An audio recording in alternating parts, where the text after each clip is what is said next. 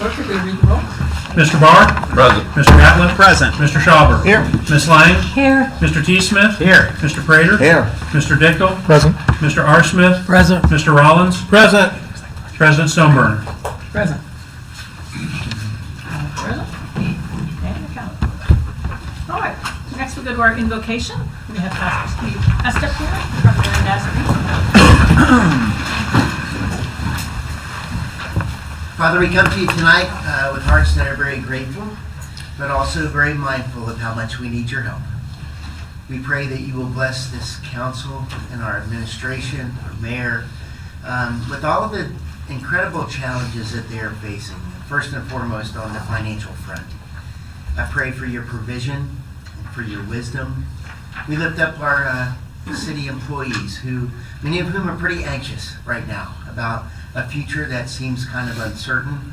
And I thank you for the peace that you give that passes all understanding. And I pray that it will be very real to each and every one of them.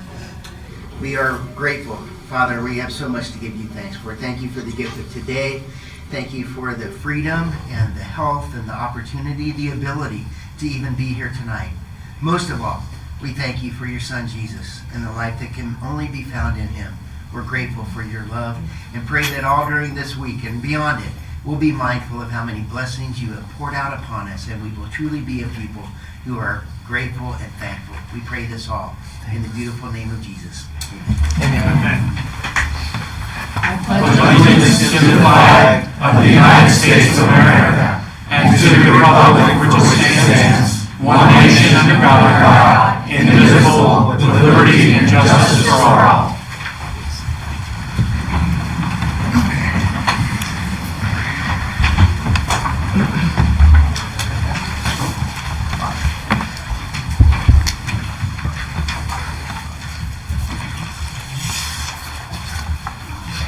Council, have you all had a chance to look through the summary of proceedings?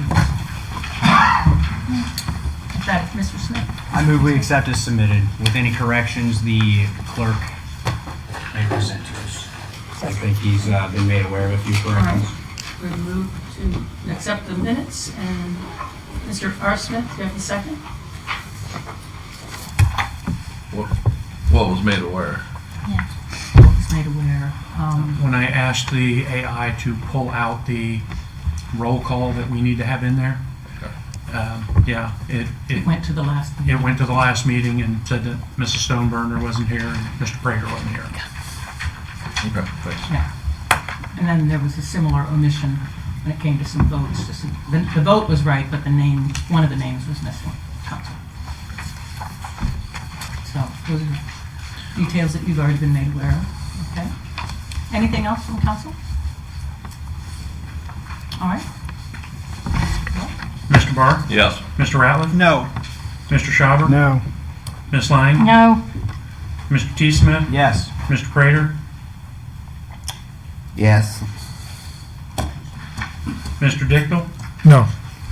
Mr. R. Smith? Yes. Mr. Rollins? No. Fails 4-0. Yeah, fails 4-5. Okay, so we'll come back to those next week.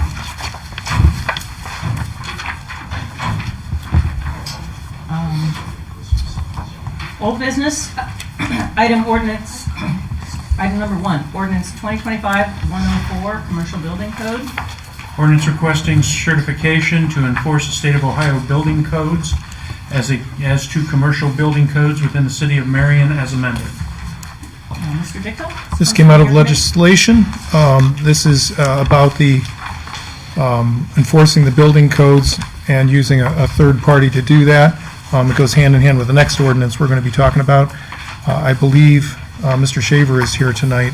He was requested to be here and has a few things to say, and I don't know if anybody else has any comments.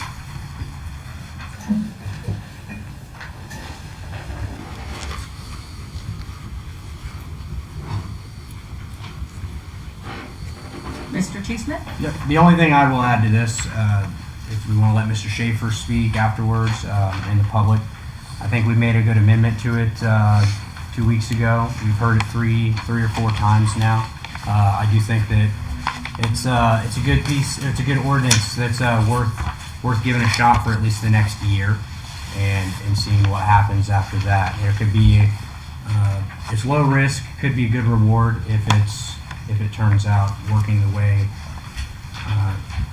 the company says it will work out, working a little easier than the state. So that's all I have to add to it. And I would make a motion to suspend unless anybody else has conversation. Second. Okay, motion to suspend and a second from Mr. R. Smith. Suspend the 3 readings, this being the second one right now. Any other discussion? So we have Mr. Shaver come up first. And, We have a motion on the floor. okay, so you want to do the motion for the I'll make a motion for the evening to let anybody outside of the city speak. Second. Second. We have a second from Mr. Dickel. Mr. Ratliff, Mr. Dickel, allowing people outside the city to speak. Okay. Mr. T. Smith? We have a motion on the floor for suspension and a second, I'm pretty Right. sure.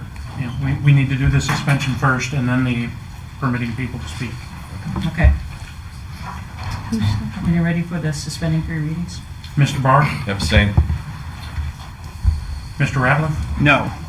Mr. Schauber? No. Ms. Lang? No. Mr. T. Smith? Yes. Mr. Prater? No. Mr. Dickel? No. Mr. R. Smith? Yes. Mr. Rollins? No. Okay. Motion fails again. 261. Yeah, 261. 2, 4, 6. Against. Another motion to permit people outside the city to speak. Yes. Motion to permit. Madam President, people in the back are indicating that they can't hear either one of you guys, so I just want to make that clear. Thank you. We have a motion on the floor and a second in order to allow people from outside Marion City to come to the podium and speak on this issue of the commercial building code. Just for clarification, is it just this issue or all issues? I just for said the for the evening. He said for the Oh, he evening. did say for the evening. Thank you. Okay, let's take a roll. Mr. Barr? Yes.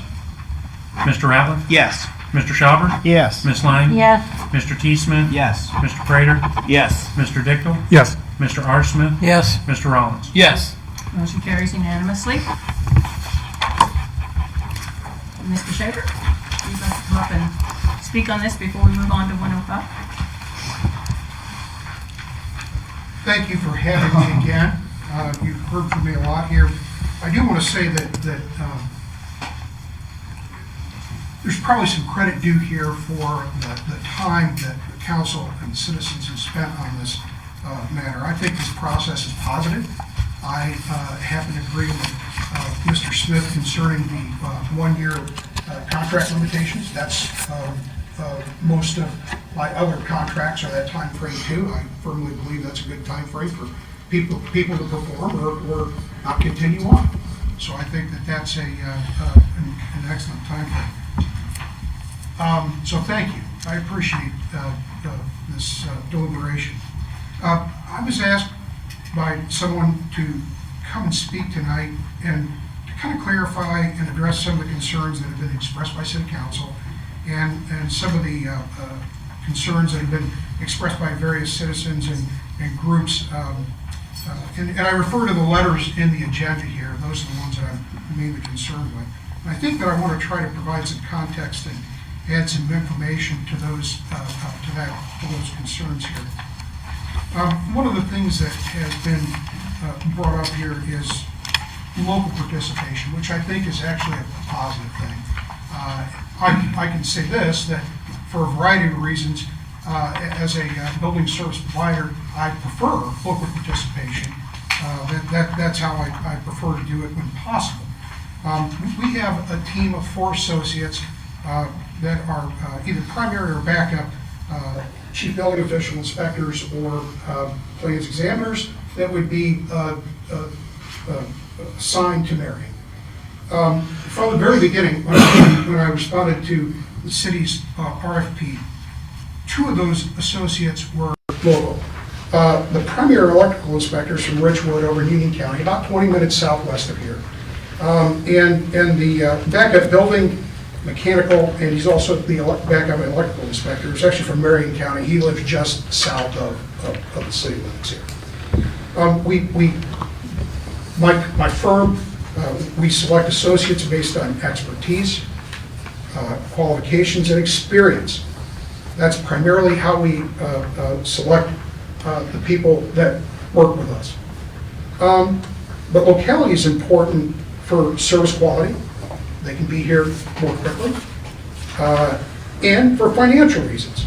So again, it's less expense, to be quite honest, and so it's there's some reasons that we do that. And so the more, as I indicated, the more local presence we have, the better I think we perform. And so again, as I've kind of mentioned before, our electrical inspectors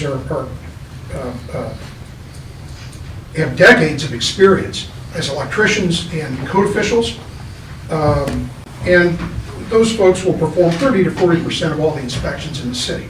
So the fact that we have some local people here, I think, is a positive thing.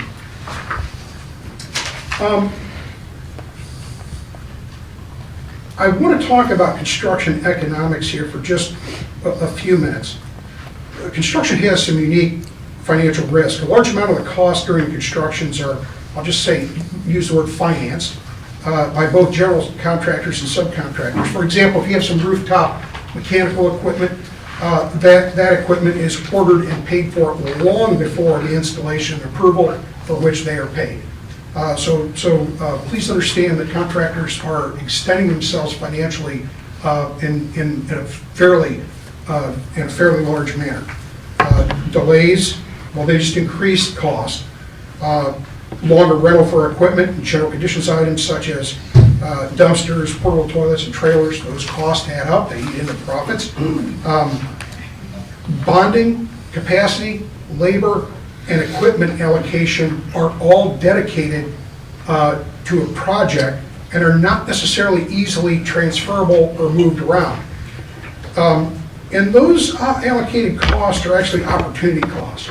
What that means is these contractors can't really pursue work, for example, if they're bonded out. They have a bonding capacity, and if they're bonded out, and this is all the work they can pursue, this is it. They cannot pursue any more work. So simply put, they can't get the next job because they're stuck on the present job. And so if there are delays, that can have an impact. Contractors sometimes work on short-term loans for each project, and so delays in cash flow impacts the ability to pay those short-term loans back. So the delays are critical, and they can be problematic from a financial standpoint. There's an organization called Construct Connect. It's a commercial construction data and resource group.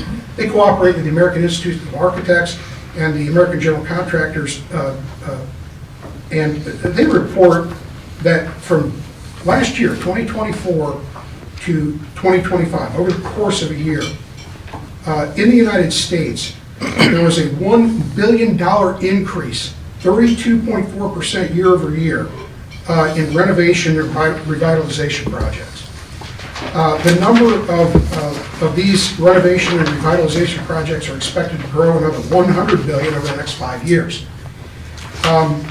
And so, someone might ask, well, why is all this growth in renovation and revitalization projects taking place?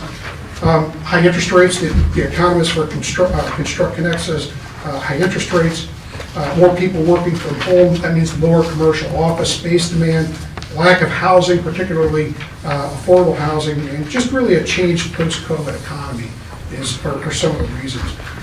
Forbes actually predicted this trend in 2020, so it's been coming for a long time, and we've actually been aware of it as building officials for quite some time ourselves.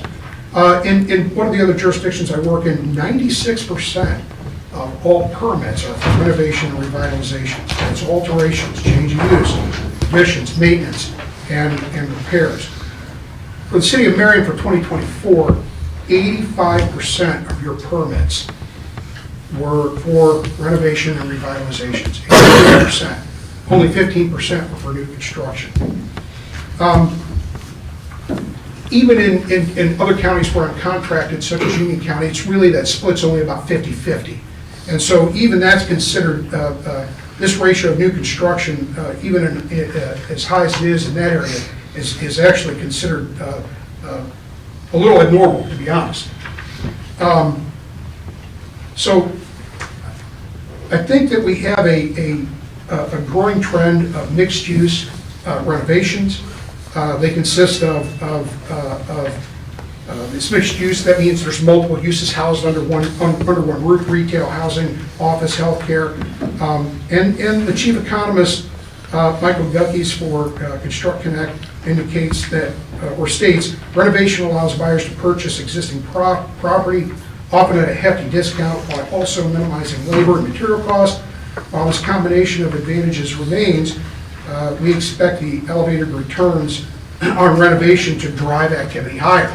So the reality here is that renovations and revitalization projects are going to be important in every jurisdiction, no matter where you are in the United States.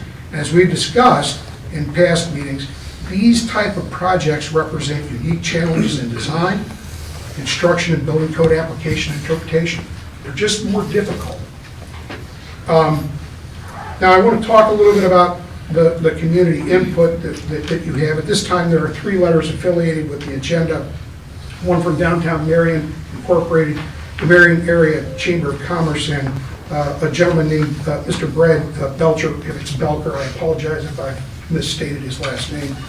But all these letters have some common themes. These organizations represent investors, employers, and small business owners.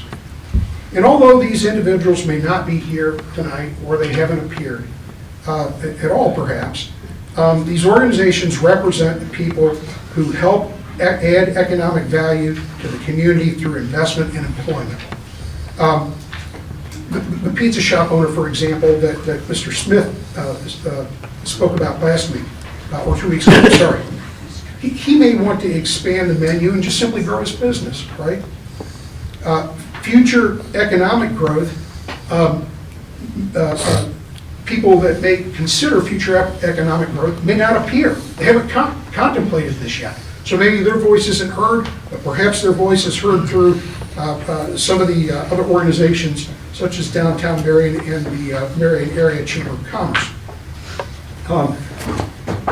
Creating business enterprise ideas that have yet to explore. Those people may not be here and be represented.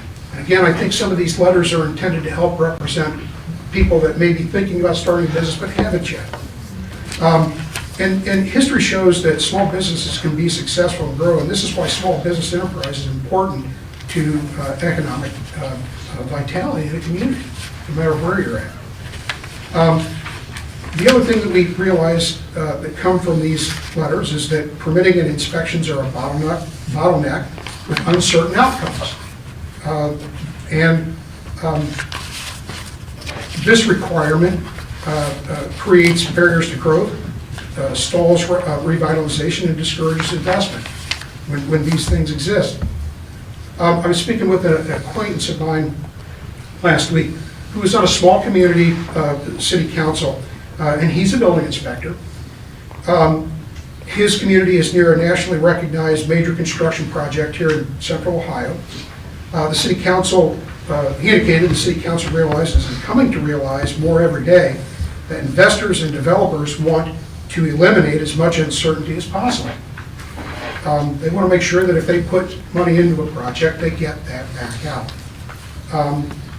His opinion is that developers will invest when there is local control over engineering, three main components: engineering, planning and zoning, and the building department.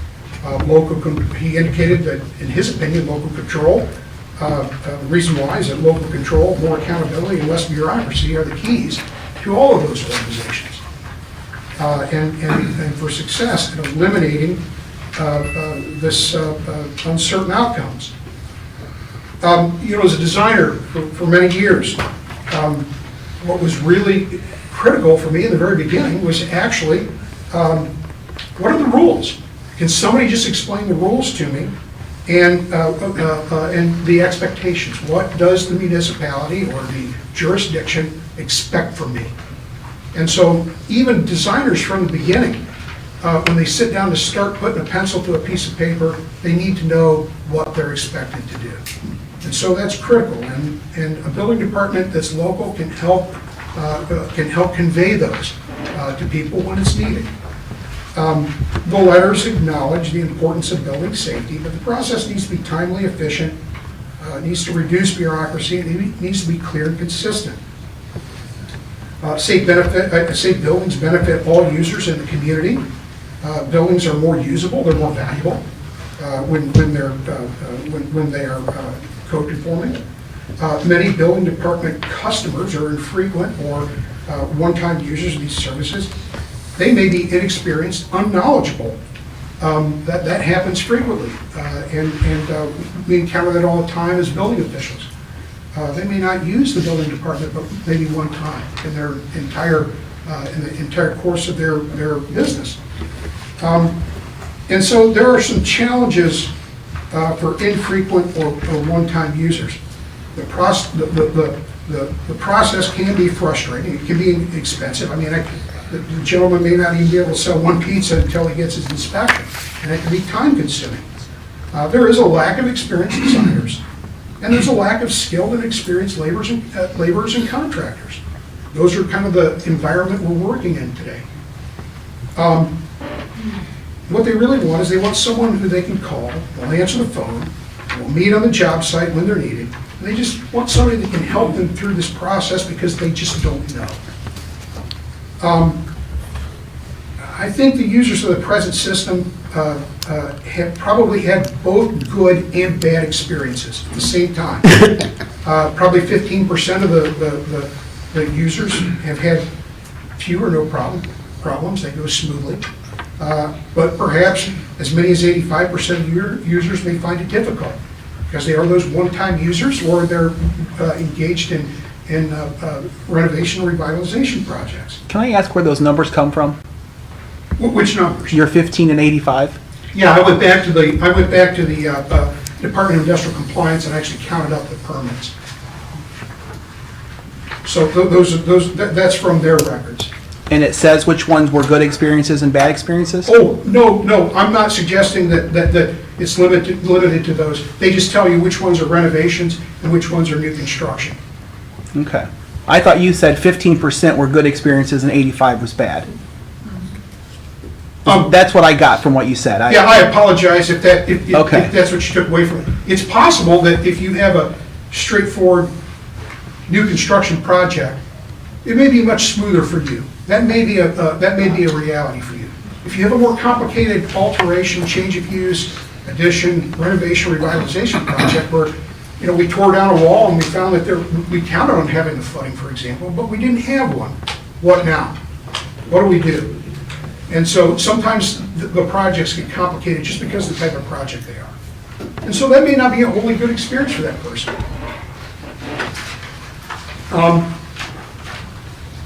So I want to say that I think that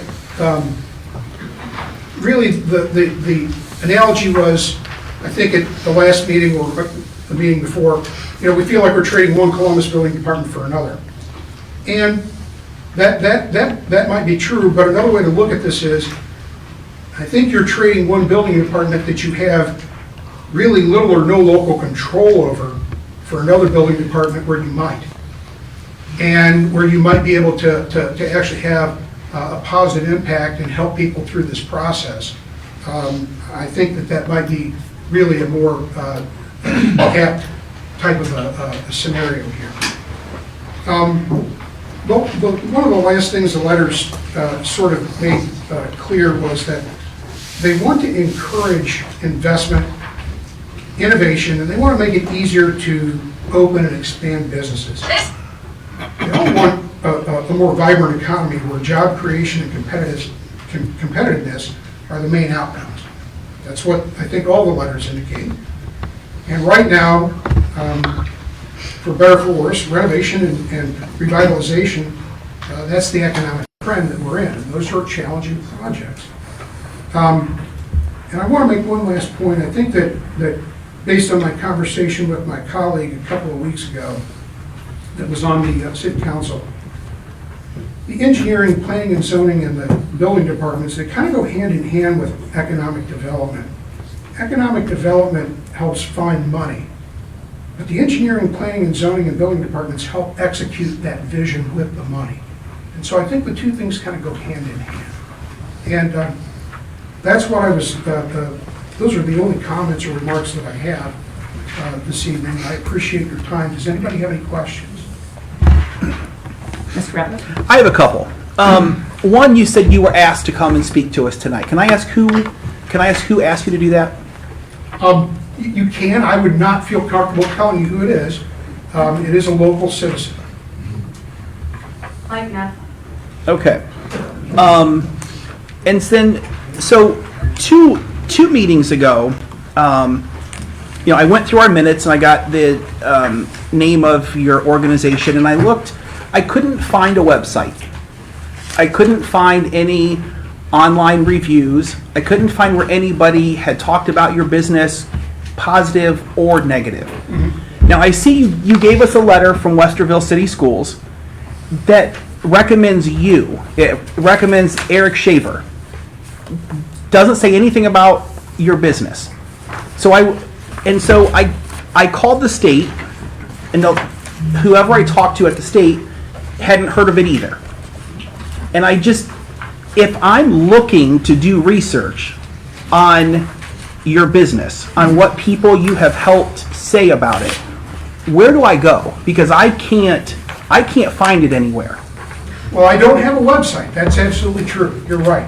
I'm not sure who you spoke with at the state. I don't know. I am registered with the Secretary of State. I do have a limited liability corporation. I did find that. Okay, fantastic. So we know about that. Really, what you're kind of seeing is that letter from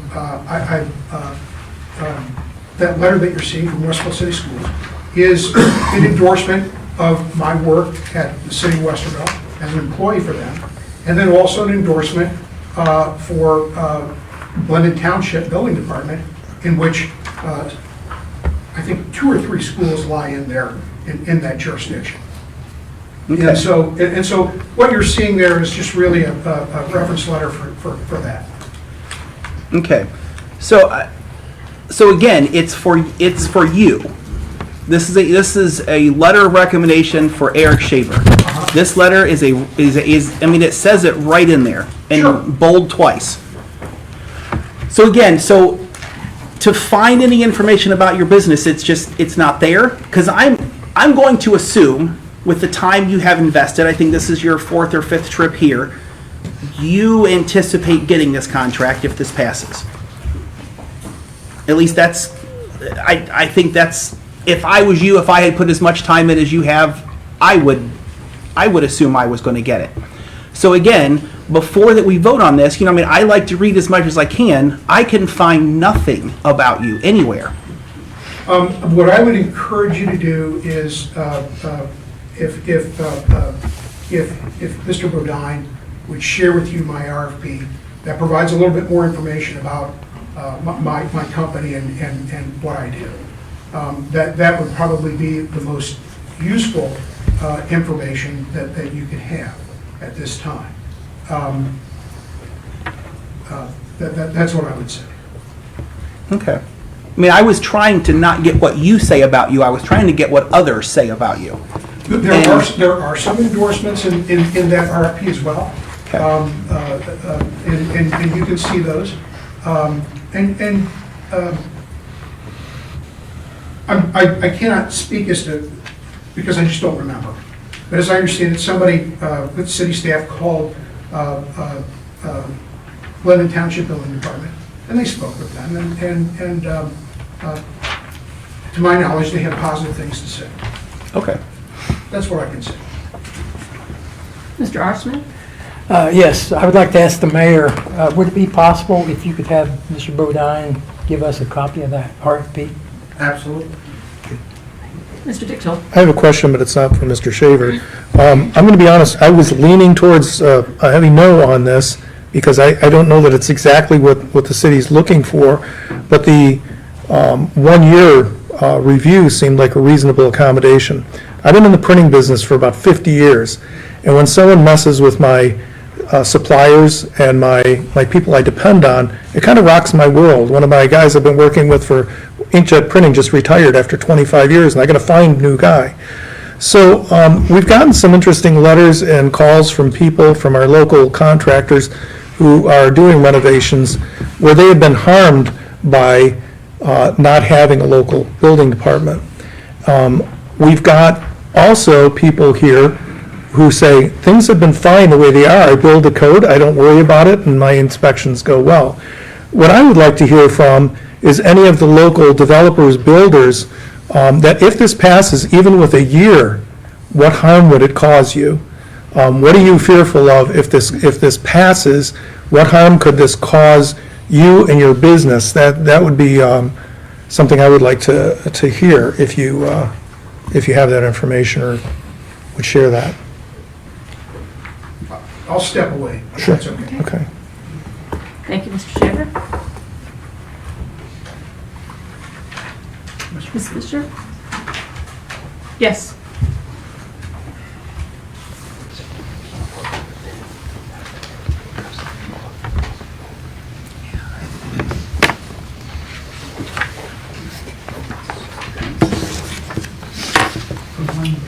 Lois Fisher, 790 Vernon Heights, Circle, Marion. In answer to your question, I agree with you. What harm could it do to make a change for a year?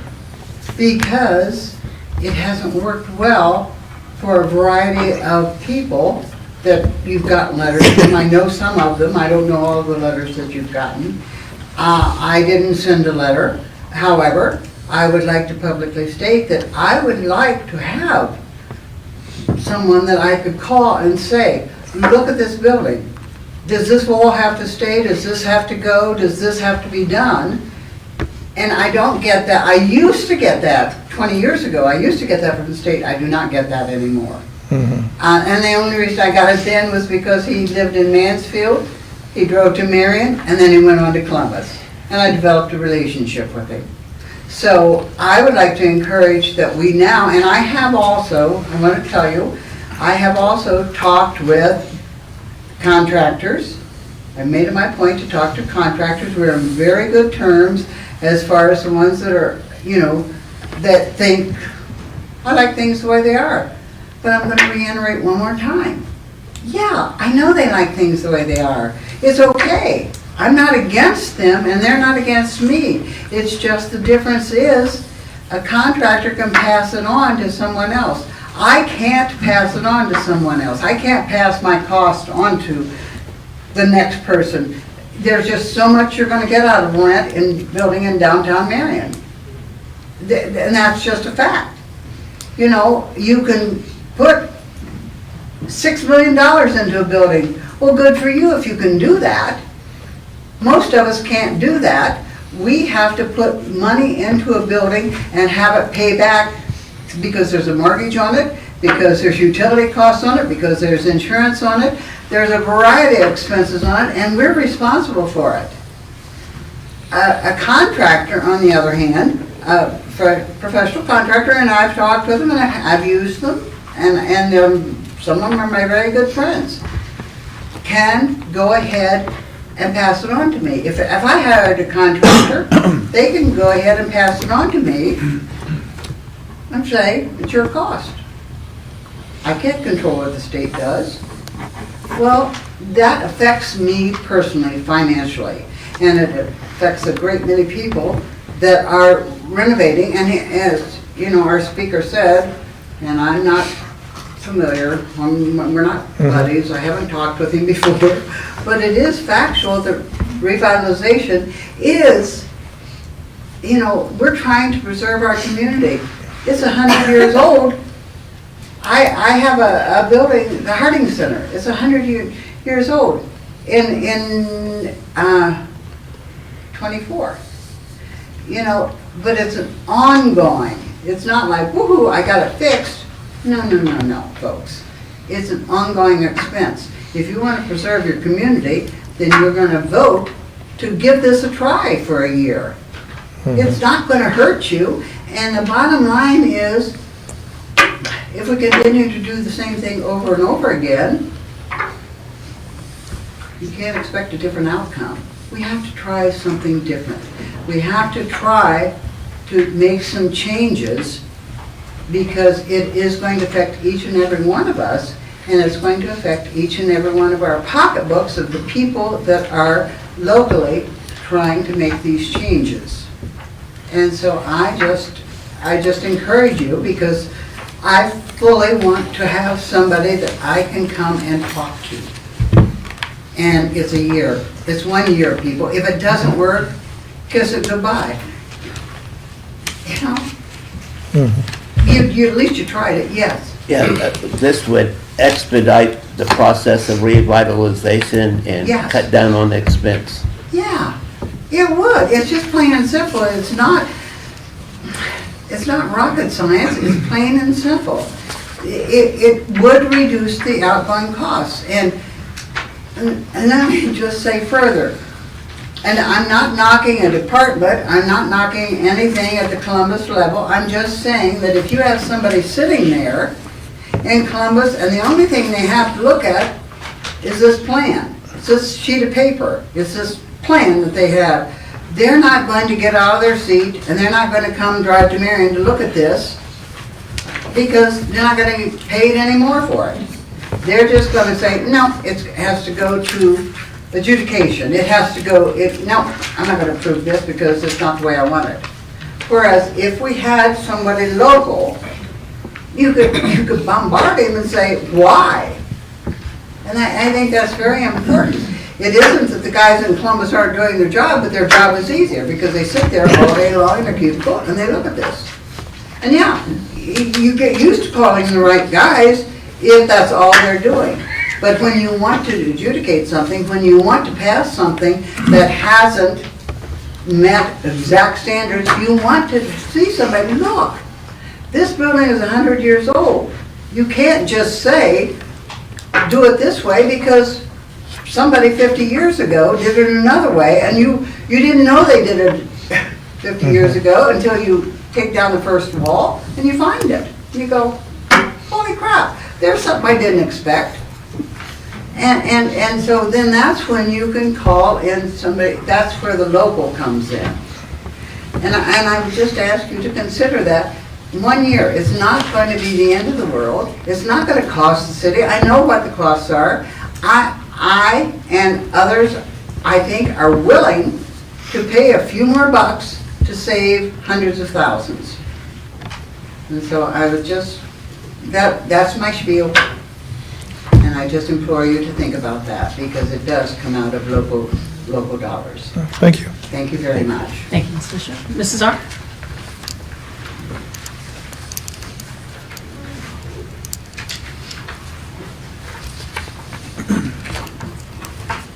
Victoria Arndt, 410 Clover Avenue. I really like how she has just placed this in a way for us to think about the future again. I was a little late, I'm sorry about that, but here's my questions. When you're renovating 100-year-old buildings, again, you're dealing with the people down in Columbus. How are we renovating? Let me ask that. Are we going in for grants? Because when you do grants and you make changes on 100-year-old buildings, there are specifications that have to go, sometimes I have under the impression that it has to go down to, depending on where you're getting your monies, depending on who needs to look at it. And yes, Lois is correct.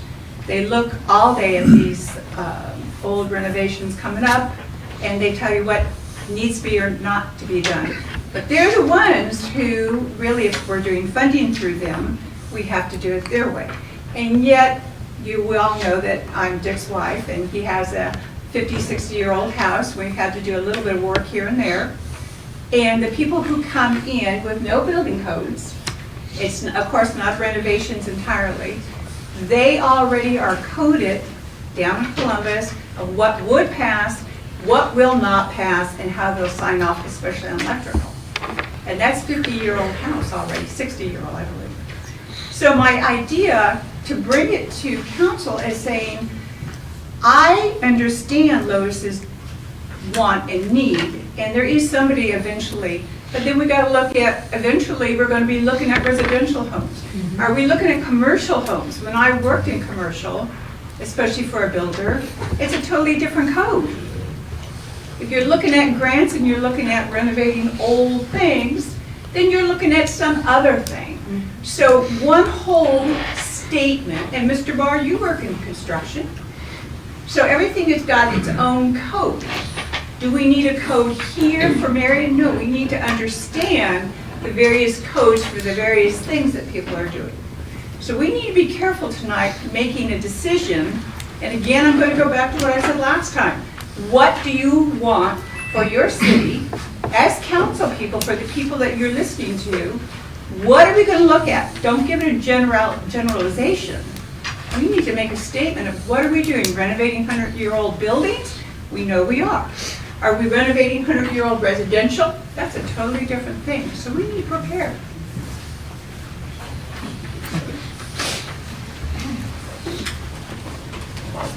Anyone else wish to speak? Second reading? Another speaker? Good evening, Luke Henry, Henry Oh, sorry. Development Group. Hopefully you all got my letter I sent through the clerk here, so I won't reiterate everything in there. There's quite a lot of information. I shared a lot of personal experiences, some of which I had shared previously at the committee meeting. Some of it was just debunking a lot of misinformation and misunderstanding that's come through this conversation and trying to distill it down. I think that all of you have heard this and have, I think, understand, but I did also share publicly to try to dispel some of the misinformation that's also circulating around the community and has even been shared quite a lot at prior council meetings. And so, again, I won't reiterate all of that here, but in doing that process, I will also share that something I want to make very clear is that this is not only for folks that are doing bigger development projects at scale, like maybe Lois has done or what we have done, but also very much for the single business owner, the single building owner who hasn't had multiple iterations of this to try to learn the system. We've done almost 20 full-scale renovations for which we have submitted plans to the state of Ohio. I still get tripped up sometimes with the process and the inconsistencies between different plans examiners, between different inspectors that come. And imagine if you only had one shot.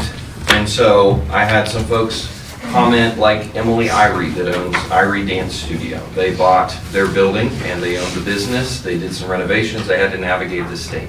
Had a lot of challenges with that. Jamie Reif, who owns The Remnant Coffee and Tea. They also had did renovations to their building. They had one shot at it. They didn't have several times to learn the system. They only had one time to learn the system. And they tripped up, had a lot of challenges, wasted a lot of time, wasted a lot of money. And that's where, you know, Lois has shared, I've shared, just the value of being able to have someone like Mr. Shaver come through and do a pre-planning meeting, to have a discussion about here's what needs to happen, here's what needs to be submitted, here's what you can and can't do, rather than trying to do something and maybe it's done improperly, has to be redone, maybe plans are not prepared properly, all of that. And so having someone that is a small business owner, that is incentivized to help other small business owners, single building owners, as well as larger developers, both locally and from far away, would be immensely helpful. And, you know, I appreciate Mr. Ratliff's questioning in terms of trying to do some vetting on the company and the individual.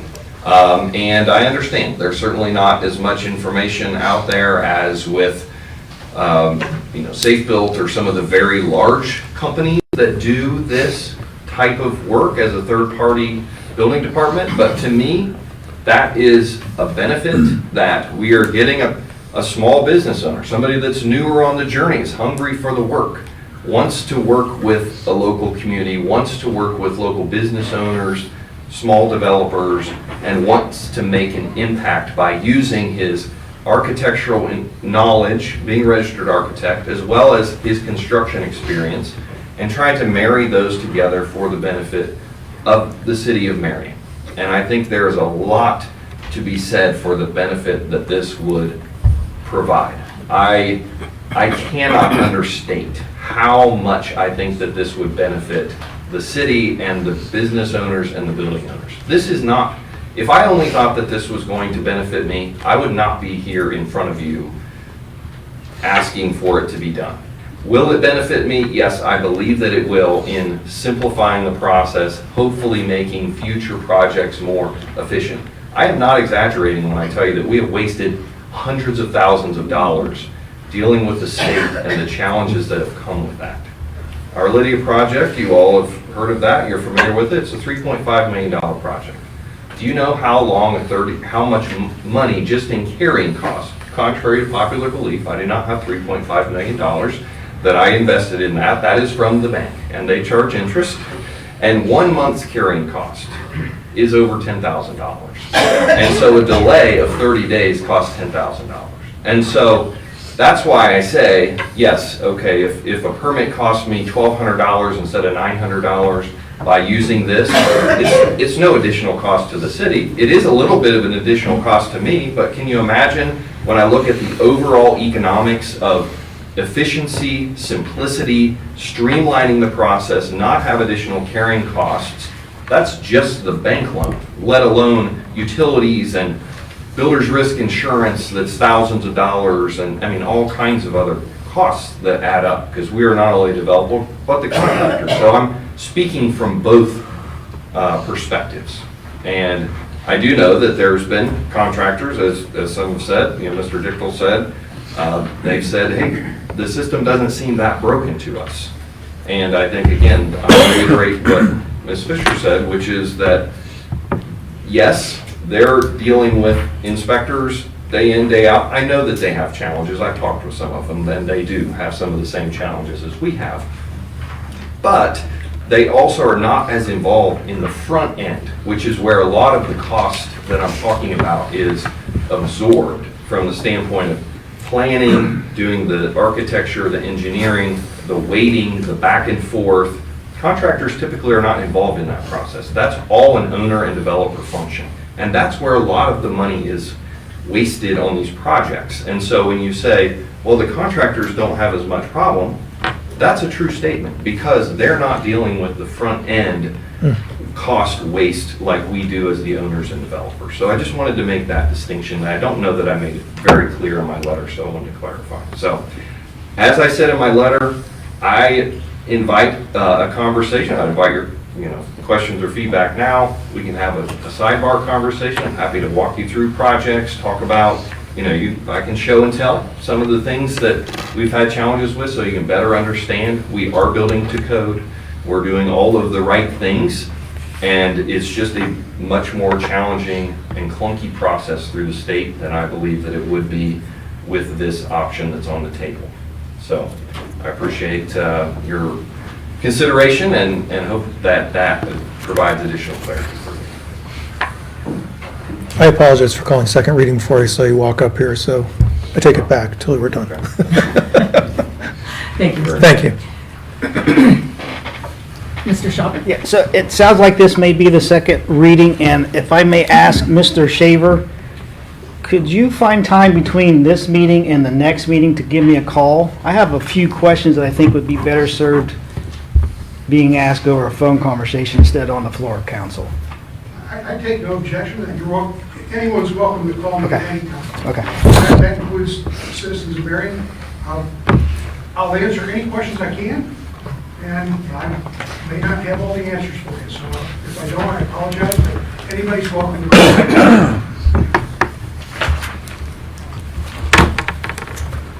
Anything further? Second reading. Moving it as a second reading. Yeah.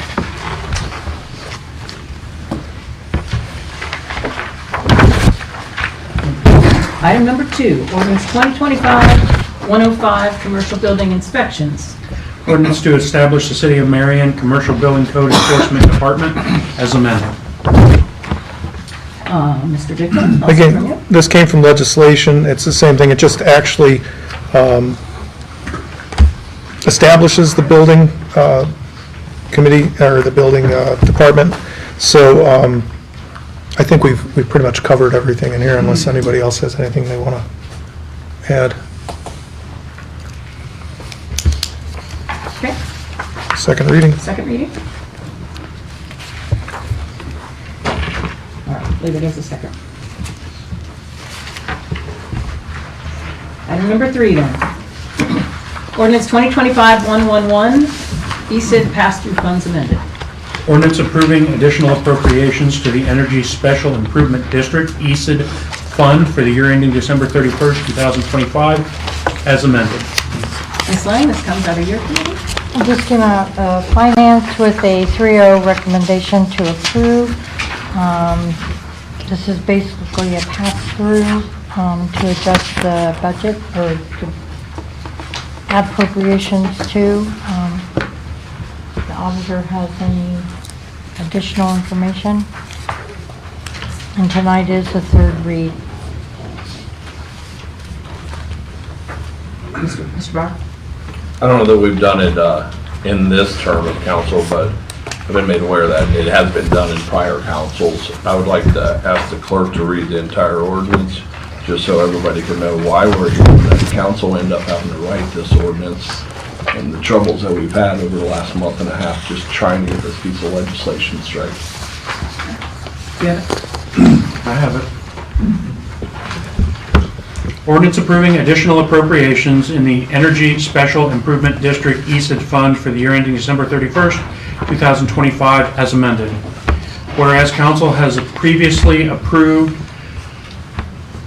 the levying of special assessments for 107 LLC through ordinance 2018-042 and 2018-43, Brickyard on Main Street through ordinance 2019-043, and Harding Village through ordinance 2004-054 and 2004-55, hereby authorizing the collection of property taxes for Energy Special Improvement Districts, ESIDs, and whereas fiscal year 2025 budget amount included appropriations to cover obligations associated with ordinance 2018-042, 2018-043, and 2019-043, and whereas upon the commencement of fiscal year 2025, the ESID related to 107 LLC was completed and is no longer active, and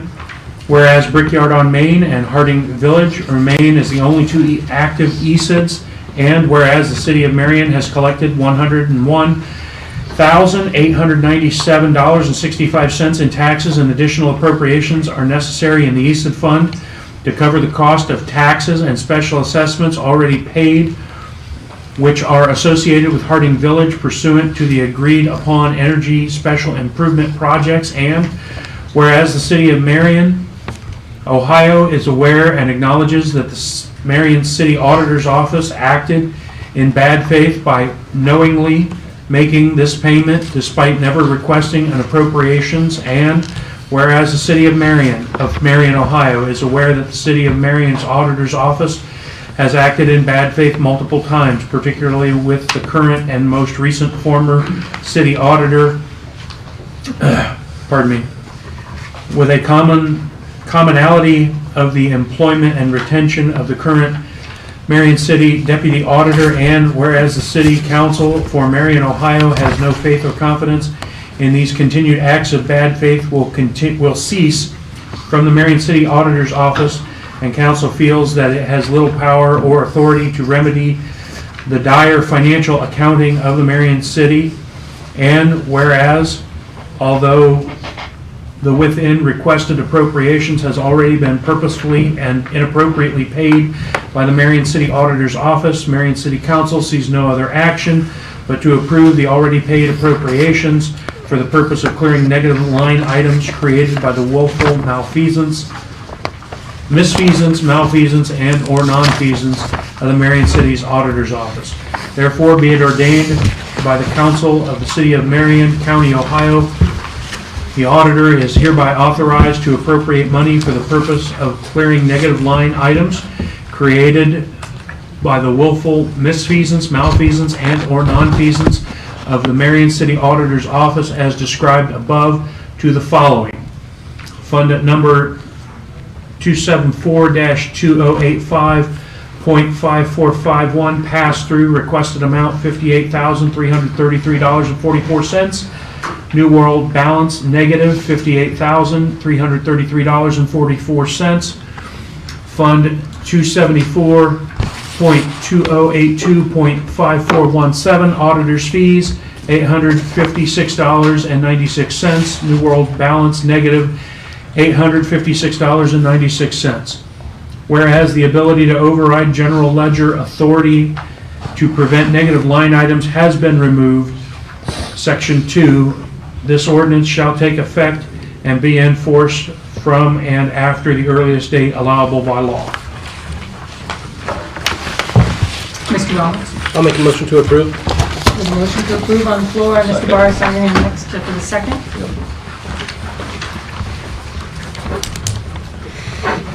When you're ready. Mr. Barr? Yes. Mr. Ratliff? Yes. Mr. Schauber? No. Ms. Lang? Yes. Mr. T. Smith? Yes. Mr. Prater? Yes. Mr. Dickel? Yes. Mr. R. Smith? Yes. Mr. Rollins? Yes. Motion carries. 8-1. You have to take public comment on that. Well, that's because we have spent so much time on the other. So you cut the rest of the public comments out because you let a stranger? Well, public comments are at the very end. We're allowed to talk about the legislation before it passes. You didn't ask for public comment.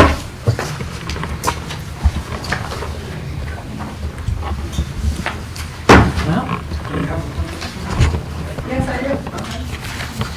do you have a comment? I do. Naomi Craig, 365 Silver Street. I personally think it's a bad idea to accuse somebody of a bunch of felonies in a piece of legislation. That's just my opinion. That's from a human resource perspective. That's defamation per se, if you can't prove it. And if it's not proven and they're not charged, then you're defaming them. And I wanted to point out that at the end of last year, we took out like 3 words of a piece of legislation because we were afraid they would hurt the mayor's feelings. And now you're going to sit here and accuse these people of actual felonies, and they've not been charged criminally.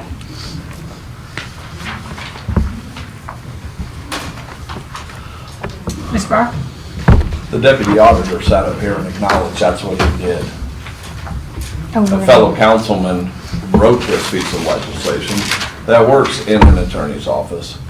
Okay. And I thought that all the jumbling back and forth for 6+ weeks of why we can't get this through, and it took someone on council to write the legislation, thought it was warranted being read. I'm sorry you disagree with my opinion, but I'm still allowed to give it.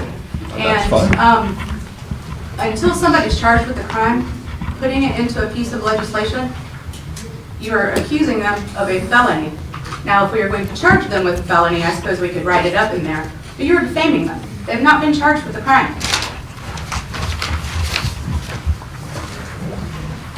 Mr. Russell, would you like to weigh in on this? You know. Okay.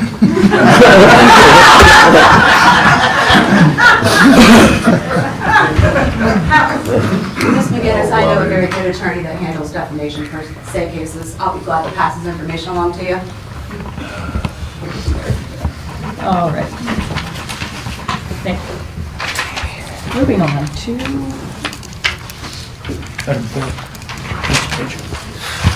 item number 4. Ordinance 2025-117, Patton Street Alley vacation. Ordinance vacating part of a 16.5-foot public alley lying east of lots 670 and 671 and west of lots 684 and 685 in the Patton and Wallace addition to the town, now City of Marion, Plat Book 1, page 46, and retaining permanent easement rights. Mr. Barr? from your committee? Yes, this come out of Streets and Sewers with a 3-0 recommendation to approve, come out of City Planning Commission with a 7-0 recommendation to approve. The applicant is here, Ms. Evelyn Waramus is here. I'm sure they would be happy to answer any questions if anyone would like any. If not, we'll do the second reading. There's a public hearing scheduled for December 8th.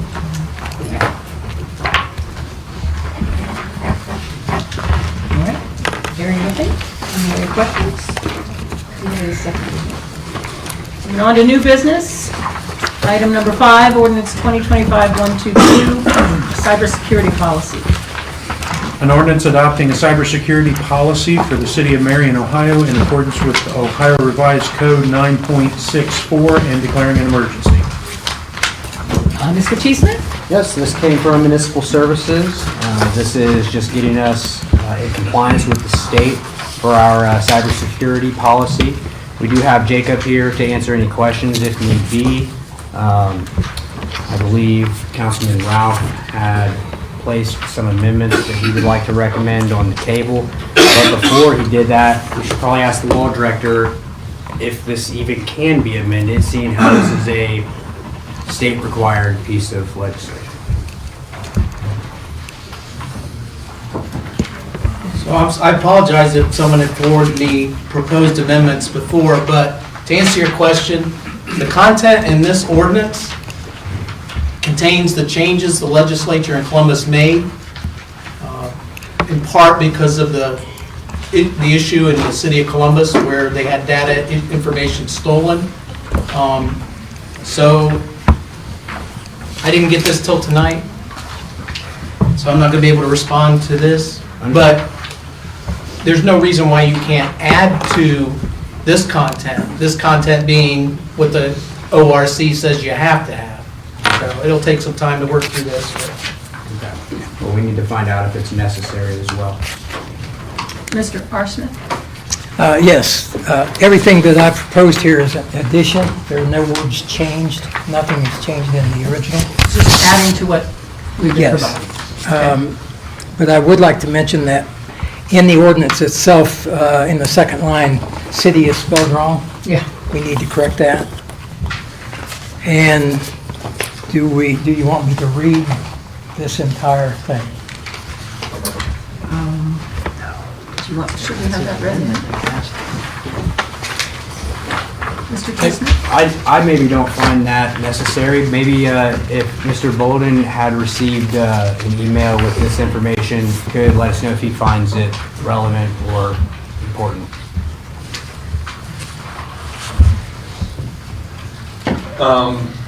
I haven't, the Bolton IT department, I haven't gone over it completely and thoroughly yet. But it looked like most of the stuff that you put in there is going to be in the policy at some point or another. What we're trying to pass right now is just the ordinance declaring that the city create a cybersecurity program. Cybersecurity isn't, we passed this, this is over. This is something that you continue to work on indefinitely. It just continues to improve. Most of the stuff that I've seen, quickly reading through it, is pretty standard things that talked about hardening and most of it we had already done and talked about network access and things of that nature. A lot of it had already been done.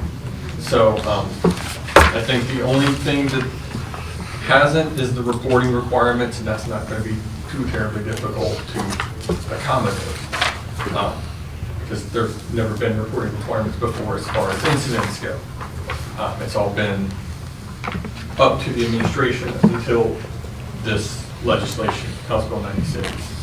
So everything else as far as the technology side of things go, all that stuff's already been done. Question. Go ahead. You said that this is eventually going to be in there anyway, as time goes on, right? Why not do it tonight while we've got it all Go here? ahead and do it tonight, but like I said, all this stuff is, it's gonna, if you think this is what the cybersecurity policy is gonna be 2 to 3 years from now, it's probably not. It's gonna have to change. And I'm it's sure gonna have it's- to change every year, Yeah. and it's probably gonna have to change, not necessarily with council's approval, because a lot of these policies that will come into play will be after, won't require council's approval, but we just need the approval for the ordinance and creation of the program. Mr. Rollins? Yeah. My main question is around section 3, subsection A, risk management, critical functions. If this legislation passes, the way I read this, we are required to conduct an annual cybersecurity risk assessment. There's currently legislation right now going through finance to pass $5,000 for that. If this were to pass and that stays in committee, I just have questions. That kind of leads me to believe our hands are tied if this legislation passes. I see.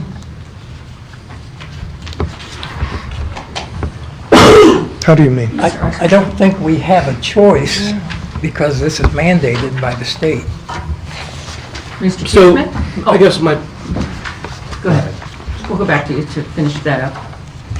So my question is, if this is going to become policy, why didn't we just set aside $5,000 in next year's budget to do the cybersecurity assessment? Why do we have a separate piece of legislation right now that we're debating in committee for $5,000 to do what this is going to require us to do? Makes zero sense to me. Or am I on an island here? Madam Mayor President. Collins, would you like to answer? Just a couple of Anything? points for clarity. To address first, section 3A, conduct an annual cybersecurity risk assessment. That could be done by Jacob. I mean, it's not telling us we have to hire an outside person to do that. It could be done by our internal IT department. So I'm not reading that requirement in there. Secondly, House Bill 96 is supposed to be passed by January 1st of 2026. I mean, our cybersecurity implementation of this policy is supposed to be done by January 1st, 2026. I've not seen the changes Mr. Smith has presented, so I can't speak to that. But as Jacob said earlier, we have to, it would be beneficial of us to pass this so we can comply with the state by January 1st. And then if there's recommendations to add verbiage or something along those lines, that can always be done at a later time. Mr. Keithman? No offense to the mayor here, but I'd like to hear that from you, Mr. Bolden. Are you capable or do you plan to conduct the annual cybersecurity risk? Cybersecurity is a consistent evaluation. It's not I mean, year over year, yes, you should have a spelled out point in time that you evaluate all this, but you should be doing it nearly every single day at some way, shape, or form. Okay. My biggest thing that I've had problems with is just writing the policies down. And this is taking care of all of that. But yeah, we're joining OPCI to help with some of this stuff too, so. Why? Mr. Rollins? I'm just wondering why we would have our internal IT guy conduct a cybersecurity audit on himself. Well, maybe I'm not taking it as Mr. Smith? conducting the audit on himself. I thought it was conducting the audit on like all the cyber electronics and stuff. Well, I would hope that if he didn't think that there was an issue, he would address it, right? Yeah. The advantage of having a third party come in is to identify gaps. What gaps is he going to identify if he's auditing himself? In the past, all of this was part of the state audit for the auditor's office. So every year we were audited through the audit, and they audited IT. It was all part of this. I know that I don't have any details of it yet because, again, all this is just starting because of this House bill. But the OPCI stuff that we're taking part in, this is part of that. And they will put us in contact with people to do this. All this is standard for cybersecurity. It's all gonna need to be done. I have nothing against any of this. It should be done according to standards and all that kind of stuff. Ms. Lang? So I have a question, because the mayor said that this is, we need to get this done by January 1st so that the procedures and policies could be written, and you just said this is going to be the that passing this is going to be. So which is this the policy? And if so, why can't we amend it now and have everything in place? Because then you're not going to be writing anything, because this is it.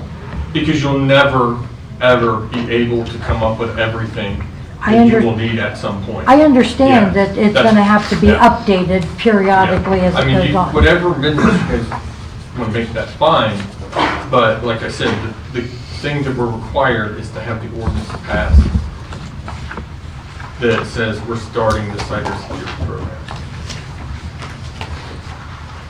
Madam President, if I could just clarify a couple of things. When they're talking about conducting an annual cybersecurity risk assessment, that's not what I was asking for $5,000 for a couple of weeks ago. What I was asking for was money to spend on a third-party outside company to come in and do a forensic IT audit.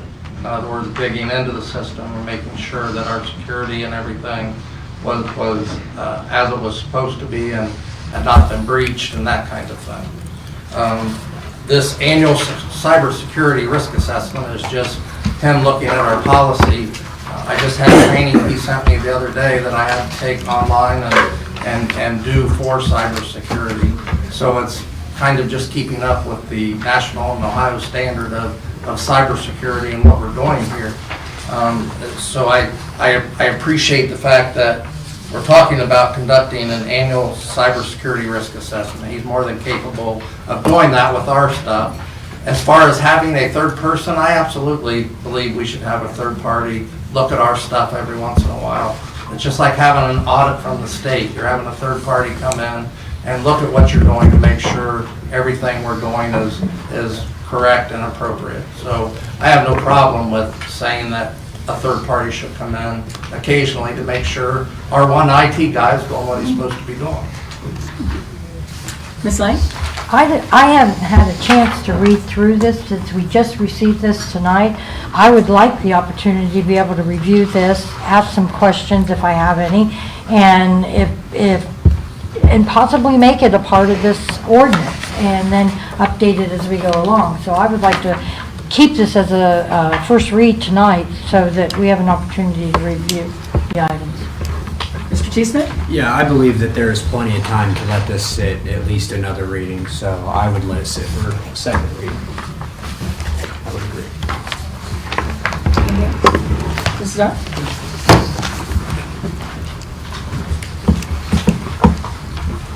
Jason, you're right. If I get going, I don't stop, you're right. Since, Twyla, I agree with you 100%. We need to put this aside and start looking at some other things. And that's really, I think, listening to myself tonight is like, I want to think of the future, which is what we do.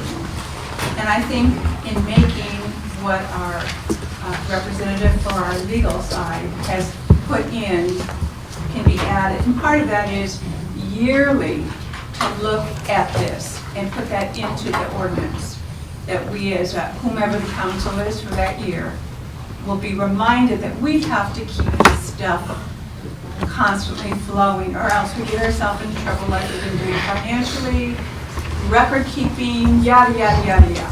I don't want to go there anymore. I like the city, I stay here, and there are a lot of people here to represent that. So I don't think I've seen it quite this full in a long time.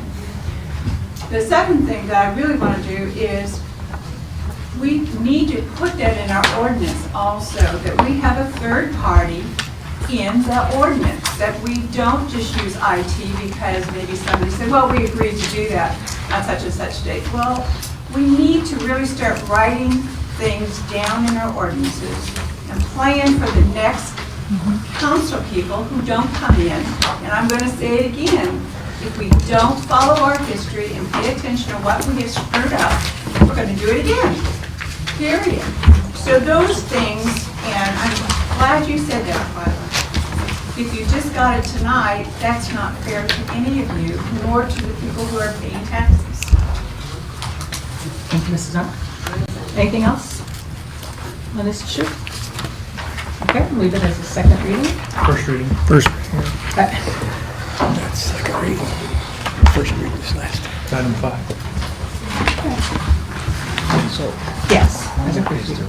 Sorry, I just wrote the wrong one. Item number 6, then. Resolution 2025-023, Ohio American Water increase. Resolution opposing Aqua Ohio's request to increase water service rates and requesting that the Public Utilities Commission of Ohio deny the utilities request. Mr. Ratliff, this comes from your committee. Yes, so Aqua Ohio has requested a 17.5% rate increase through the Ohio Public Utility Commission. This is a resolution that we are adopting to send to that utility commission opposing that. It kind of starts a long process of that possibly even a lawsuit will be involved and PUCO hearings and stuff, but this is the first step that your city is taking to oppose the 17.5% rate increase proposed by Aqua. And I will make a motion to suspend additional readings on this piece of legislation. We have a motion from Mr. Ratliff, and I'll second. Mr. Prater has the second. Go ahead. can we change that requesting so it's spelled right? It's been changed on the original. Okay, thank you. Mr. Barr? Yes. Mr. Ratliff? Yes. Mr. Schauber? Yes. Ms. Lang? Yes. Mr. T. Smith? Yes. Mr. Prater? Yes. Mr. Dickel? Yes. Mr. R. Smith? yes, Mr. Rollins? Yes. Motion carries to suspend the 3 readings. Mr. Ratliff? And with that suspending, I will make a motion to adopt the resolution. Second, Motion from Mr. Ratliff, and then a second from Mr. Dickel to adopt. Any other questions or discussion on that? All right.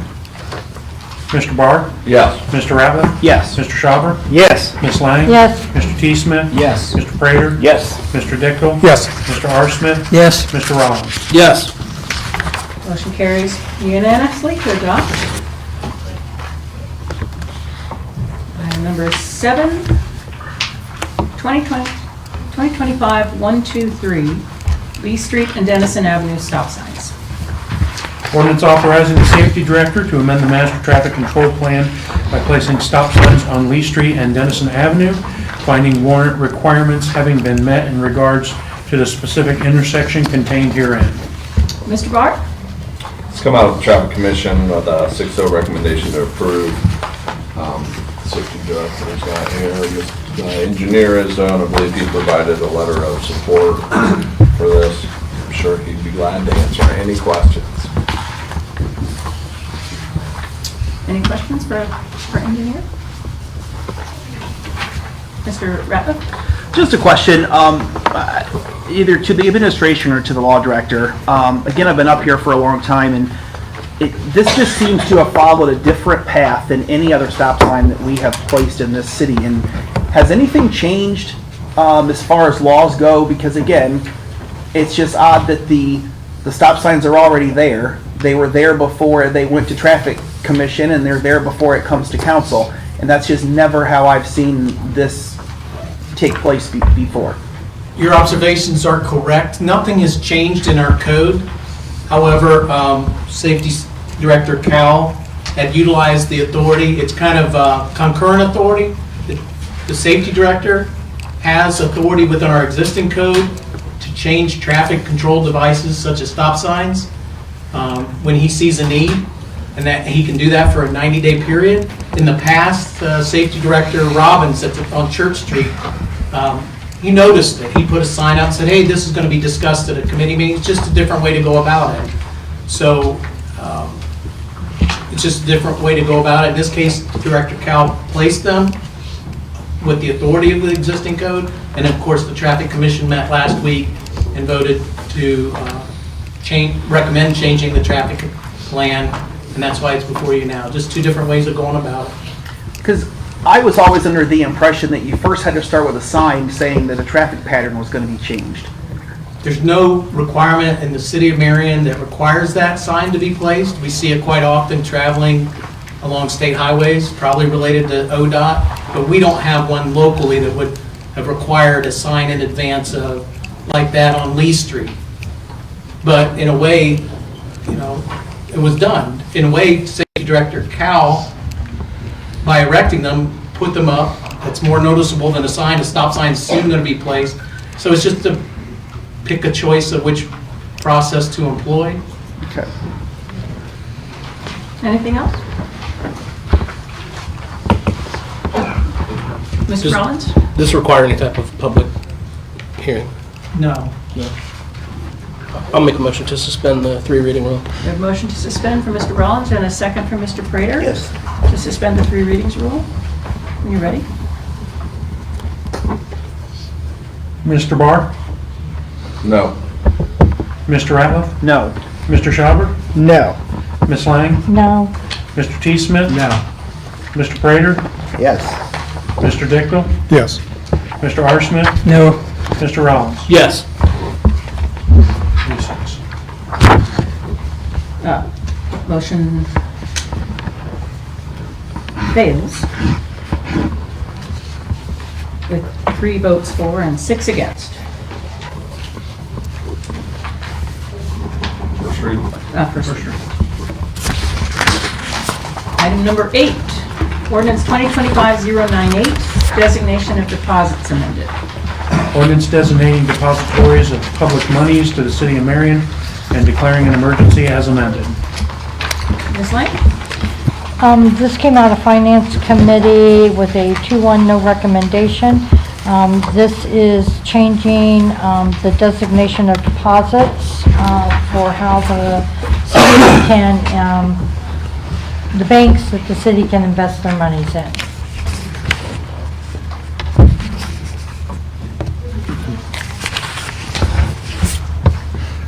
Mr. Ratliff? So we had talked at committee about the confusing language, and you said that this followed the state's language. However, and you had said if anybody has any language that would make it better, they should propose it. And so I was going to just have a conversation about that. And under the depository of active monies awarded, across from where it says the Fahey Banking Company, instead of its, I think it should say the Fahey Banking Company. And across from Park National Bank, instead of its, I think it should say Park National Bank. And in the next section where it says up to 50% of the city active monies, I think it should say of the remaining, because it's actually grammatically incorrect and to the way that it is, because you could never fulfill what this is saying without the word remaining. So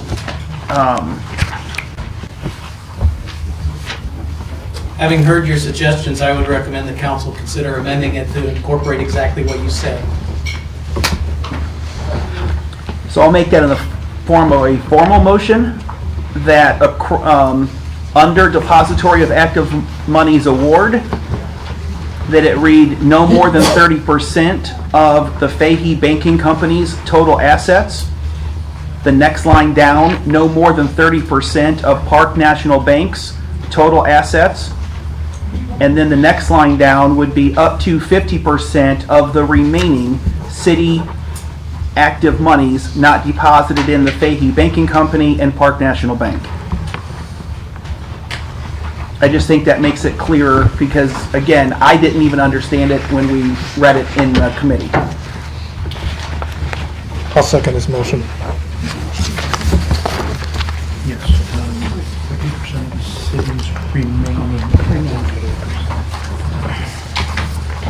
Mr. Rollins, you seconded that? I did. I did Mr. not. Dick, I mean, I heard it over there. I was. Yeah. This is... Okay, ready to take a vote on amending? Mr. Barr? Yes. Mr. Ratliff? Yes. Mr. Schauber? Yes. Ms. Lang? Yes. Mr. T. Smith? Yes. Mr. Prater? Yes. Mr. Dickel? Yes. Mr. R. Smith? Yes. Mr. Rollins? Yes. Motion carries unanimously to amend as Mr. Ratliff suggested. Now clerk will read. Ordinance designating depositories of public funds of the city of Marion and declaring an emergency as amended. Okay, then I have one more separate question, and I should have asked this at committee night, but I was, I guess, so focused on the wording I didn't even go into section 2. And under the interim funds, we have 3 banks listed as the name of institutions. And the last time that this was proposed, I think we had 6 banks listed. And my question is, do we have money in those, in the 3 banks that we're dropping off? And do we have a reason that we're dropping those off? So the interim funds are those funds that the city invests that are not necessary for the next period of 6 months. Those monies are directed, those monies now are all held at Fifth Third Bank. Is that correct, Miranda? I didn't hear her. She's checking, she's confirming. It's my belief, all the interim monies are on deposit at Fifth Third Bank. And so those banks that have dropped off, that aren't listed, they don't hold any deposits. I don't know that they have ever held interim deposits. Because again, those are monies that are available for investment longer than 6 months.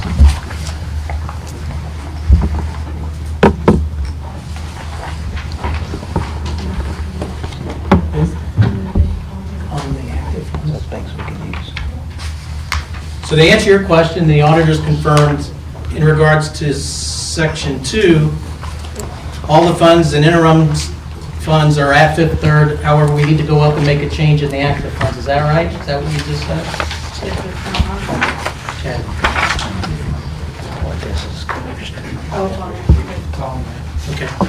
So forget that. To your question, all the city's interim funds are on deposit at Fifth Third. Those banks that have been removed between last time we're talking about and now, they shouldn't be on there because they're not going to receive any of the interim deposits. Those are going to go to large financial institutions that provide a greater return on your deposits.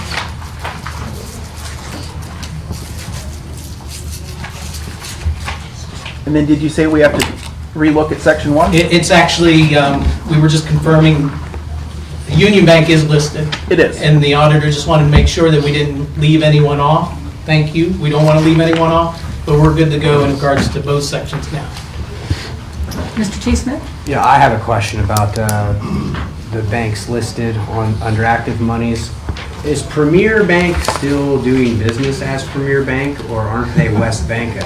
You'd have to ask them. They're in a transition. Okay. So they're being bought by West Banco. That's a regulatory transition that has to receive approvals. So referencing them as Premier Bank, soon to be known as, once all the approvals are in place, West Banco, that's a process. But in my opinion, given my experience, listing them as Premier, you'll be able to follow along. Okay. You know, they're We don't need Premier to add West West Bank. Banco to here, you don't think? No. Okay. Because a person could look at this and say, Premier, I don't even know that. And if they research it, they'll learn, oh, that's West Banco now, because all the approvals have been made at some time in the future, and they can complete the transition. Mr. Dickel? This ordinance has been being jostled back and forth for a long time now, and it's declared as an emergency. And if this seems to meet the, answer the questions that people had, and since it's declared an emergency, if you, my fellow councilmen are comfortable, I would like to recommend waiving the 3 reading rule. We have a motion to waive the 3 reading rule. I'll second. We have a second from Mr. Prater. Mr. Ratliff? So again, it's something else I didn't ask in committee. Why is this an emergency? Because our current legislation doesn't expire, I don't think, for over a year. So I just, is there something we want to do, or is there, wonder why it's an emergency. I think it carried over from before. That's not sufficient reason to include it now. I don't know of any imminent change, so it'd make no difference removing the declaration of emergency. I don't believe, nothing's going to change within the next 60 days. Okay. I withdraw my motion then. I'll withdraw too. That motion has been withdrawn. Mr. Ratliff? And if we don't have a proper reason to put it on, I would make a motion that we take the emergency clause off. We have a motion to take the emergency clause off and a second from Mr. Ralph Smith. So we have another motion to amend. Whenever you're ready. Mr. Barr? Yes. Mr. Ratliff? Yes. Mr. Schauber? Yes. Ms. Lang? Yes. Mr. T. Smith? Yes. Mr. Prater? Yes. Mr. Dickel? Yes. Mr. R. Smith? Yes. Mr. Rollins? No. Motion carries 8-1 to amend by declaring an emergency off.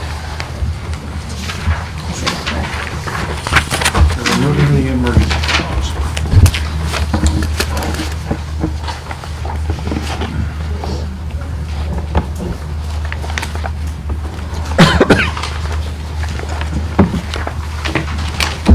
Ordinance designating depositories of public funds for the city of Marion as amended. All right.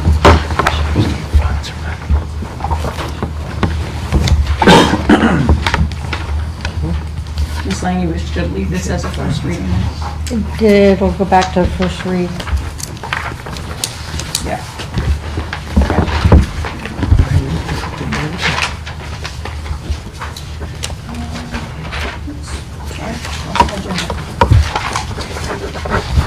Number 9. There it is. I wrote so much on it. Just Ordinance. Yes, point sorry. of clarification, does your copy read funds or monies?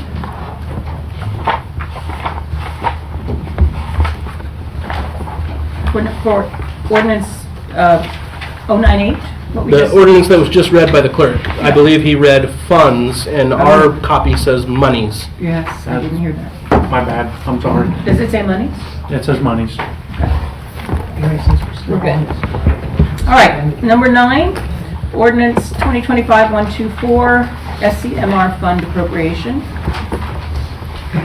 Ordinance requesting additional appropriations to the SCMR fund in the below listed line items for the year ending December 31st, 2025. Ms. Lang? This comes out of a finance committee with a 3-0 recommendation. This is just putting funds in so they're available when the project's done.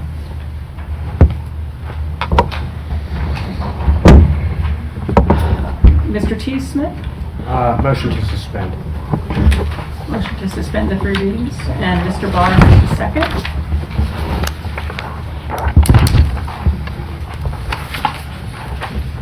When you're ready. Mr. Barr? Yes. Mr. Ratliff? Yes. Mr. Schauber? Yes. Ms. Lang? Yes. Mr. T. Smith? Yes. Mr. Prater? Yes. Mr. Dickel? Yes. Mr. R. Smith? Yes. Mr. Rollins? Yes. Motion carries 9-0 to suspend the 3 readings.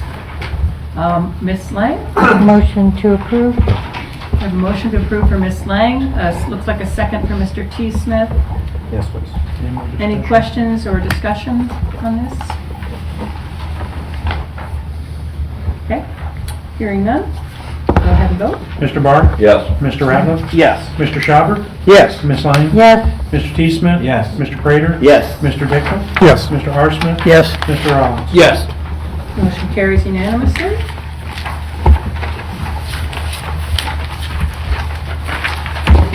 Moving on to item number 10.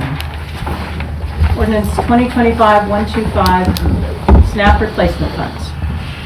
Ordinance of the Council of Marion, Ohio, directing the administration to put in place a plan to provide local food assistance funding to replace lost SNAP federal funds, appropriating the necessary funds, and declaring an emergency. Ms. Lang? This did come out of Finance Committee with a 3-0 recommendation to approve. Open it up for discussions at this point. Ms. Bratler? Yeah, so this came back to committee after this council passed this 2 weeks ago. And it came back as the plan from the administration was to give $25,000 to the Salvation Army. And I think that's fine. I would support that if that's what this council wants to do. However, I will make an amendment to that on the floor, and that was to give $5,000 each to the Salvation Army, to Luke 311 that runs the peanut butter jelly truck, to Helping Hands, to Leapin Ministries, and to the Marion Shelter program that runs the homeless shelter. I just think that gives a broader range of help than to give one organization all the money, and so I'll make that in a formal amendment. And Mr. T. Smith would like to amend that. Did you get all the language? I believe so. Okay. Mr. T. Smith? Mr. T. Smith seconded that motion to amend. So just to clarify, this is to divide the $5,000 or the $25,000, earmarking $5,000 for the Salvation Army, $5,000 for the Luke 315, $5,000 for Leapin Ministries, $5,000 for the Marion Shelter, and $5,000 for Helping Hands. Okay, sounds like we got them all. I think it's 311 instead of 315, by the way. I'll take your word for it on it. I think so.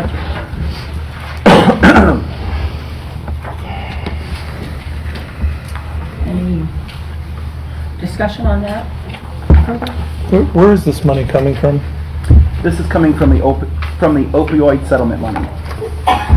So it's not coming from the general fund? It's not. It's coming from us where we have limited places that we can spend the money. Okay. Mr. Kreider?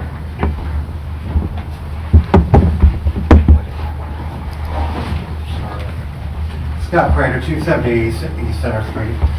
When those monies are distributed, so it's going to be up to each of the groups or organizations to use their own standards as far as who receives the benefit, pretty much. Because, I mean, they all have their certain requirements, like, and running the St. Paul's Food Pantry, they could come to us once a month and so forth. And the Salvation Army had its own set of guidelines and so forth. So we're just in general, I just want to make sure that's clear, because there's always a situation. We've got a special situation now, you know, with the SNAP and so forth, but it's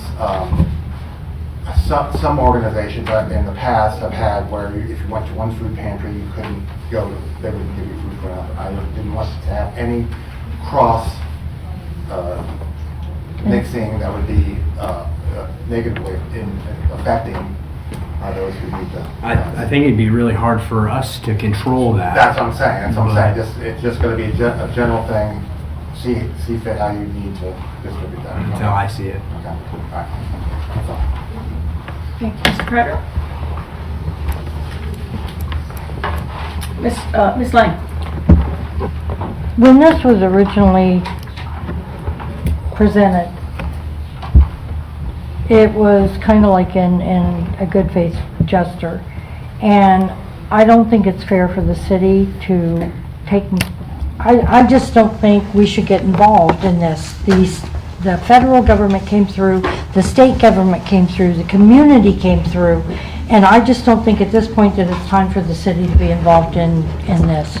I think we need to keep the money in the funds for whatever may come up next year. We are in a financial situation, so I just think that, in my opinion, is that we should not pass this. Okay, Mr. Rollins and then Mr. R. Smith. While I respect Councilwoman Lang's opinion, I would just strongly urge my fellow council members to consider that if there is any purpose of a local government, it is to ensure that your citizens have access to freaking food.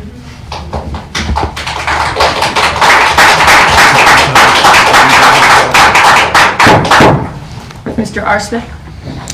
Yeah, I was going to wait till after the amendment to read this, but I have a statement that I'd like to read.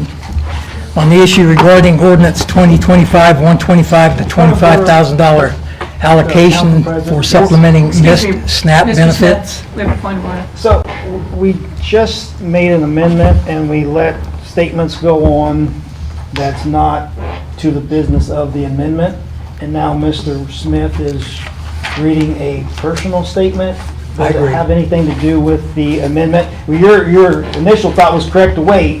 So Okay, right, but since it's swallowed, let's see if we're even doing any business. But yeah, we can go ahead and take the amendment vote. I Yeah, have no let's take the problem. vote on the, well, let's see, do we have the, We have a motion and a second. okay. On the amendment to, I'm sorry, on the motion to amend to the 5 different categories. Yeah, let's take that.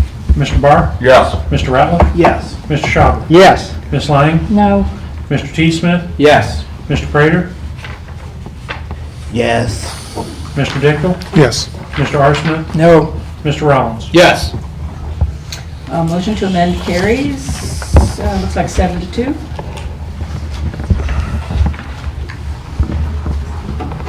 Okay, so now let's get back. Reread it. Oh, you've got to read the amendment, sorry.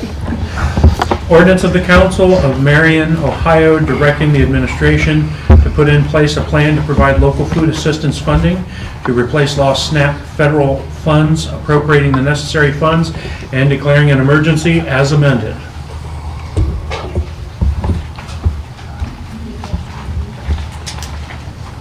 Mr. Arsmith, Now I can read my statement, right? I think so. Okay. Issue regarding the ordinance 2025-125, which is the $25,000 allocation for supplementing missed SNAP benefits. On October 30th, 2025, Governor DeWine signed an executive order to use temporary assistance to needy family funds, TANF, to provide emergency relief benefits to those who lose federal funding due to the government shutdown. This order provided $7 million to food banks in Ohio and up to $18 million in emergency relief funds or benefits to low-income families. On November 1st, 2025, federal SNAP benefits ceased to be allocated to the states. On November 12th, 2025, Ohio began paying partial SNAP benefits up to 65% to qualified recipients in compliance with Governor DeWine's order. On November 14th, the Office of Congresswoman Chantel Brown issued this update. With the shutdown over, the state of Ohio has announced that full SNAP benefits for November will be distributed by next week. According to the state, recipients should receive full payments by the end of the week of November 17th. If you received a partial payment, you will receive the remainder of your balance. Ohio SNAP benefits began receiving their full November benefits, including the retroactive amounts, around November 17, 2025, with the majority of payments issued by November 21st, 2025. In view of this information, and the fact that the city of Marion is trying to trim its budget to reduce the projected deficit, I feel that this legislation is no longer needed at this time. The monies mentioned in this legislation can be put to better use by setting it aside for next year. We all know that the continuing resolution agreed to by Congress expires in January 2026. Let's be ready for next time. Ms. Breton? You know, with all of the SNAP discussion that has went on in the recent past, I think that if we have learned much about reading the news is that we here in Marion have people who are in need. Whether they have received 65%, 0, or 100%, they are in need. And we have organizations that are helping those people. And if we can take one fraction of 1% of the city's budget and make it to where, I don't even know why I'm getting emotional, but make it to where people in Marion that don't have a bed can sleep, that don't have food can eat. And if we don't have a heart big enough to help people, we shouldn't be up here.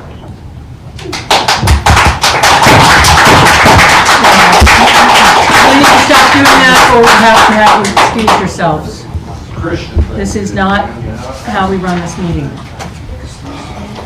Naomi Craig, 365 Silver Street. We're talking about how everyone received their food stamps, but we're getting ready to lay off a bunch of city employees that might need to go to these food banks and might need these services.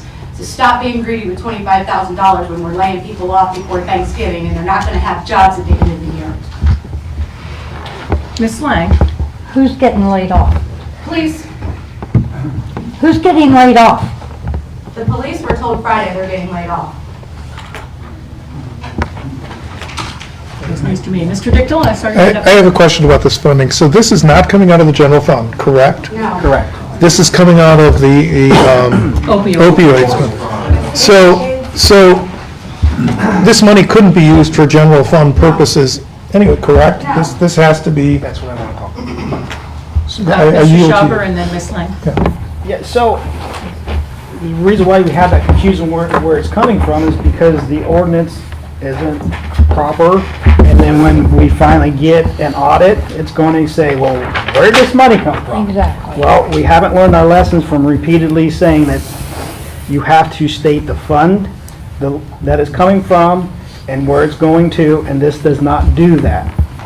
So we need to amend and fix, and so whenever we get audited, we can see that trail. And so Ms. Lang next. And also it says to replace lost SNAP federal funds, and they got them. So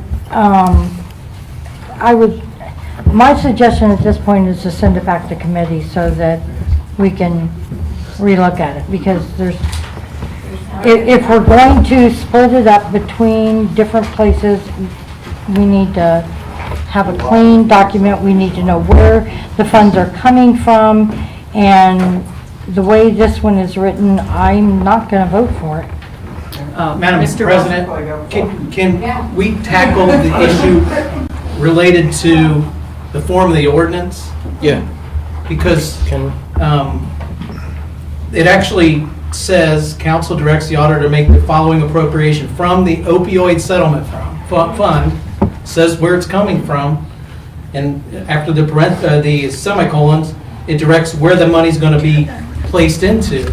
So an auditor later looking at this will be able to see the trail. Monies came from the opioid settlement fund, and they were placed into the donation line item within the opioid settlement fund. Thank you. Mr. Russell? Mr. Rollins, did that answer your questions? No, I was just gonna Read from the same thing? Okay. And Mr. I have a Dickel? question, so this, I'm just trying to clarify this in my mind, so excuse me if I'm being repetitive, but this is money that could not be used in the general fund for other things. This is for a specific purpose. So it's for a specific purpose. Section 1 contains, the auditor state has 2 treatises or letters of opinion as how these funds can be used according to the state of Ohio, and I've cut and pasted them. This use fits the parameters of the 2 treatises or documents from the auditor of state. So this complies with the state's control over how we use them. It's a settlement fund, which is not like a grant fund. Right. Grant funds have stringent use requirements and accounting processes. These monies were derived from litigation throughout the United States because of the makers of opioids that created such havoc throughout all the communities, including ours. So these are recoveries of settlements. Usually when you get a settlement, the person receiving it can use it for whatever it feels they want to use it for. So it doesn't have it. But if your question goes on to say, can these monies be used to fund police services? If it's related to drug use prevention and abstinence, they possibly could be used at some point in the future for police services, or law enforcement, or fire services related to the destructive remnants of the opioid crisis. Thank you, Mr. Russell. Mr. Prater? Yeah, that was what I was thinking when this was brought up, since it came out of the opioid settlement fund, that it should have been directed specifically to drug abuse and rehabilitation and things like that. Even, ironically, it was around Veterans Day, and from my driving down to Columbus the last few years, that's all I saw was veterans panhandling beside the freeway off-ramps and stuff, and maybe some of this should be directed towards veterans who are having trouble reacclimating to civilian life, and directed towards opioid treatment if we're going to take it out of the opioid treatment settlement. Ms. Lang, I saw your hand up before. Can we amend it to and remove replace lost SNAP federal funds? Yes. And just have it read to provide local food assistance? That appears in there 3 times. Excuse me? 3 times. Pardon? Well, wherever it's mentioned that in there as replacement for SNAP federal loss of SNAP funds. Are you asking, should it be removed because the SNAP federal funding was not lost? Is that what your point? It was delayed? Exactly. The SNAP funds were not lost. They were given by the federal government and by the state government. If we want to donate... Are you suggesting that citizens in Marion did not recognize the significant hardship caused by the federal government shutdown and the elimination or reduction in SNAP funding? Is that literally what I'm hearing people say right now? I'm not saying that they didn't... I would invite anyone, every Wednesday I drive the peanut butter jelly truck. Come along. I'll be there at 4 o'clock on Wednesday. Okay. If you don't think there is a need in this community, you are out of your minds. I don't even know what we're having this discussion about. If your objection is having the word SNAP in here, please, by all means, remove the word SNAP. But sitting here and having an argument about semantics doesn't put food in kids' mouths. Okay. We're not into that. Chief McDonald, It's your call? if that happens again, I will have the chief escort you out. This is not an auditorium. This is a public meeting. Ms. Dyer?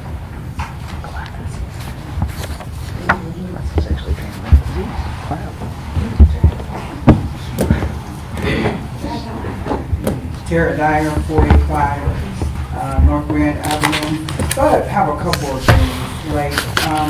Did you guys see there was a news kind of a thing on like Channel 6 about the peanut butter jelly, the Route 315? Did you guys see that? Yes. So a person from Columbus came down here applauding that effort for a community member to have the wherewithal to go out and feed our kids. I thought that was important. Number 2, Marion City Schools kids are out this week. They're out this week. They are out of school this week. Which means many of them aren't going to have a meal. We passed out some blizzard bag type things today, but that was according to the information. It was first come, first served. And I know that when our students see that peanut butter jelly truck come, it's like the popsicle man, you know? So that's important. Feeding people are important. So just 2 more things. Have you guys like gone out and talked to people in your wards and asked them these things? And you know, you're reading statements, you're looking at stuff, you're removing words. You got to go out and talk to the people who are hungry in this community. So I applaud you and I applaud you.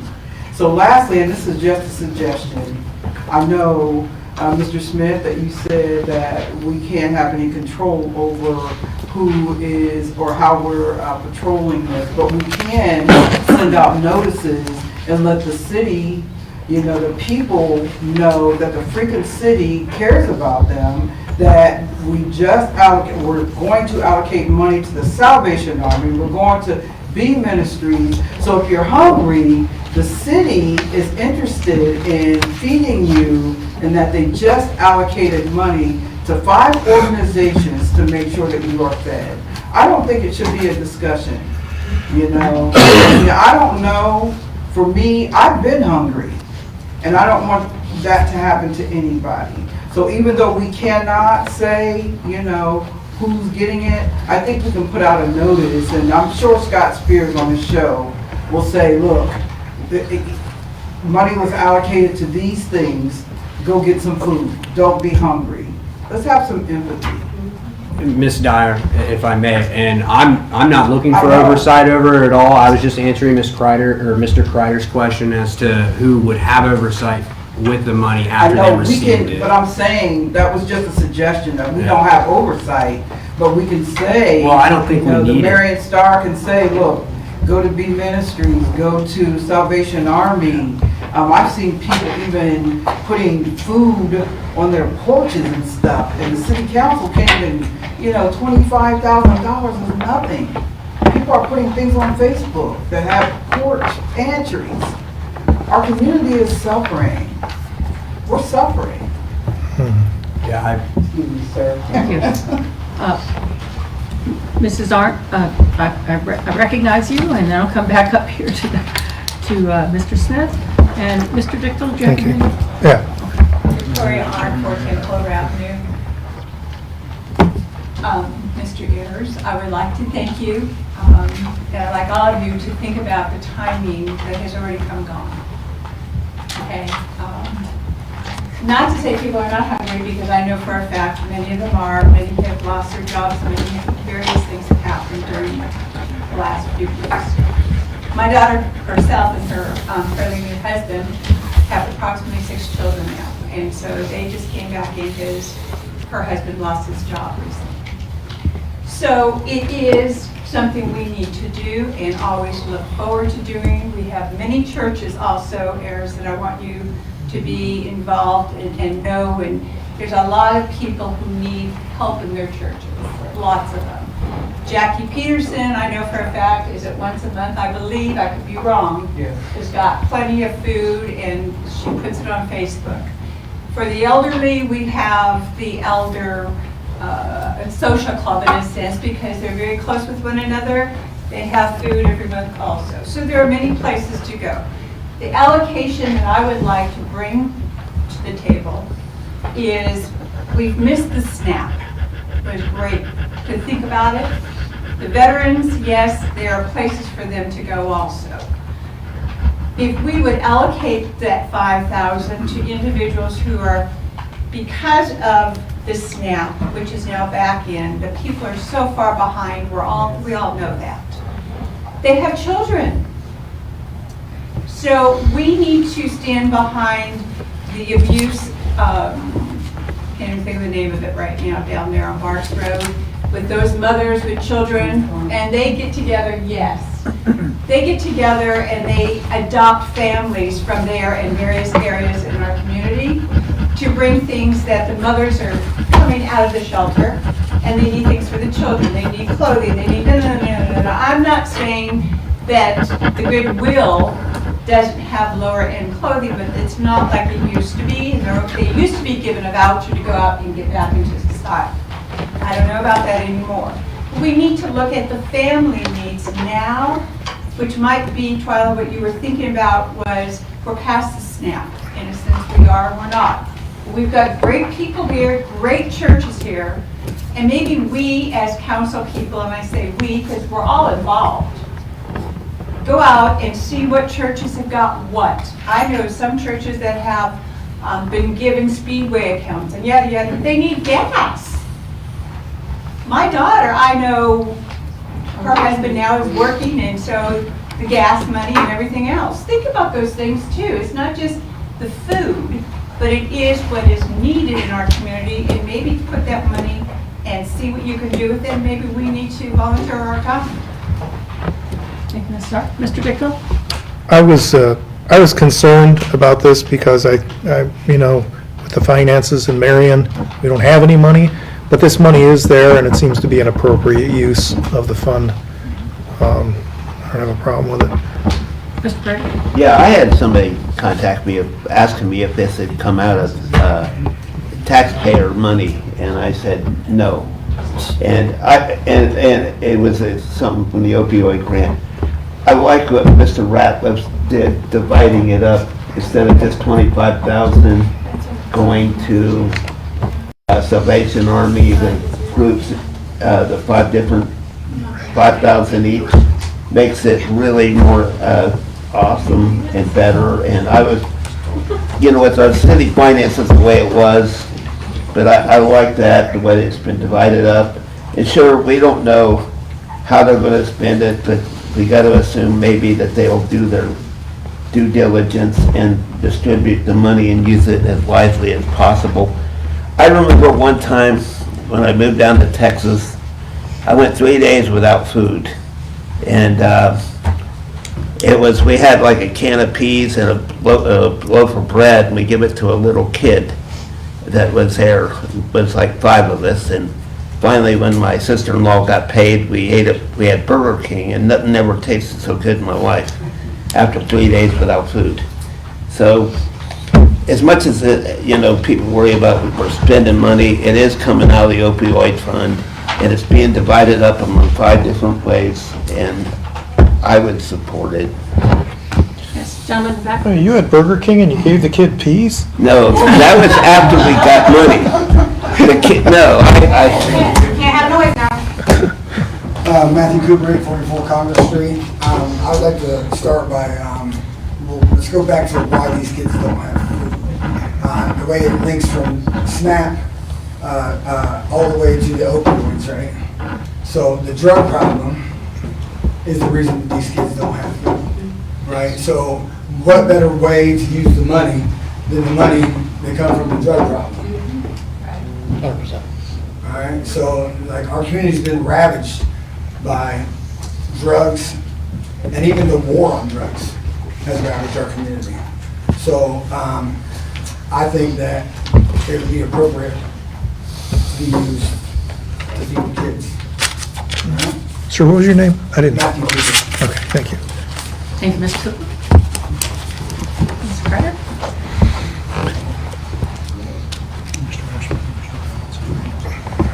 Scott Prater, 278 Center. I'm urge council to pass this quickly. I mean, you look at this, again, back to the SNAP thing, a lot of people had to reapply, start from scratch when they were reauthorized. So that's delayed even getting that money to them. So let's throw that out. Mr. Rollins and then Mr. Armstrong. Yeah, have we taken the vote on the amendments? We voted, no, not on the amendment. Yes. Yes, we did. Yes, 7-2. I thought that was to amend. And we changed Mr. Yeah, Prater's that's what mind. okay. Yes, and I would. Wrong word. I'm looking at adopt and not amend. Sorry. I would make a motion to suspend the 3 reading rule. Okay, we have a motion to suspend the 3 readings. I'll and second. We have a second for Mr. Ratliff and I have Mr. discussion. Smith. You had a question or comment? Yeah. My issue with this ordinance, first of all, it's to replace the lost SNAP federal funds, and there were no lost SNAP federal funds. Everybody was made whole. So I think the ordinance in itself is wrong. The second thing that I have a problem with is that this ordinance was introduced the day the government shutdown ended. It was an after-the-fact thing. I suggest that we take this money and put it into our budget for next year, because with our federal government, in January, we're going to be going through the same thing again. Because the federal government, the continuing resolution is only good till January. They will do it again. So you were suggesting that you're foreseeing this happening again and Yes, it's happened before, it'll happen again. do the similar action, but save it for then, is what you're saying. And I think that the ordinance itself is not correct, and it should be returned to committee. Okay, well, we have a motion and a second already to adopt. Anything else on this issue? To suspend. Yeah, what are we adopting? Because We're adopting the amended, No, I mean, as far as the ordinance, what is the ordinance saying now? Did we change it? We amended it? yes. What did we amend it broke to? it from the 25,000 to go to Salvation okay. Army. Okay, to I the understand. 5,000 to the 5 All right. entities here in town. All right, I guess we're ready to take the vote then. Mr. Barr? Yes. Mr. Ratliff? Yes. Mr. Schauber? Yes. Ms. Lang? No. Mr. T. Smith? Yes. Mr. Prater? Yes. Mr. Dickel? Yes. Mr. R. Smith? No. Mr. Rollins? Yes. Motion carries 7-2. And Mr. Rollins, you had your hand up? Motion to approve. Motion to approve. And a second I see from Mr. Smith. Yes, please. And Mr. Schauber has a comment. Yeah, I have a question, and it's just for my clarification. I promise there won't be an applause line, so no one will be backing away from the chambers. So the line item number says expenditure. Is that within the opioid fund?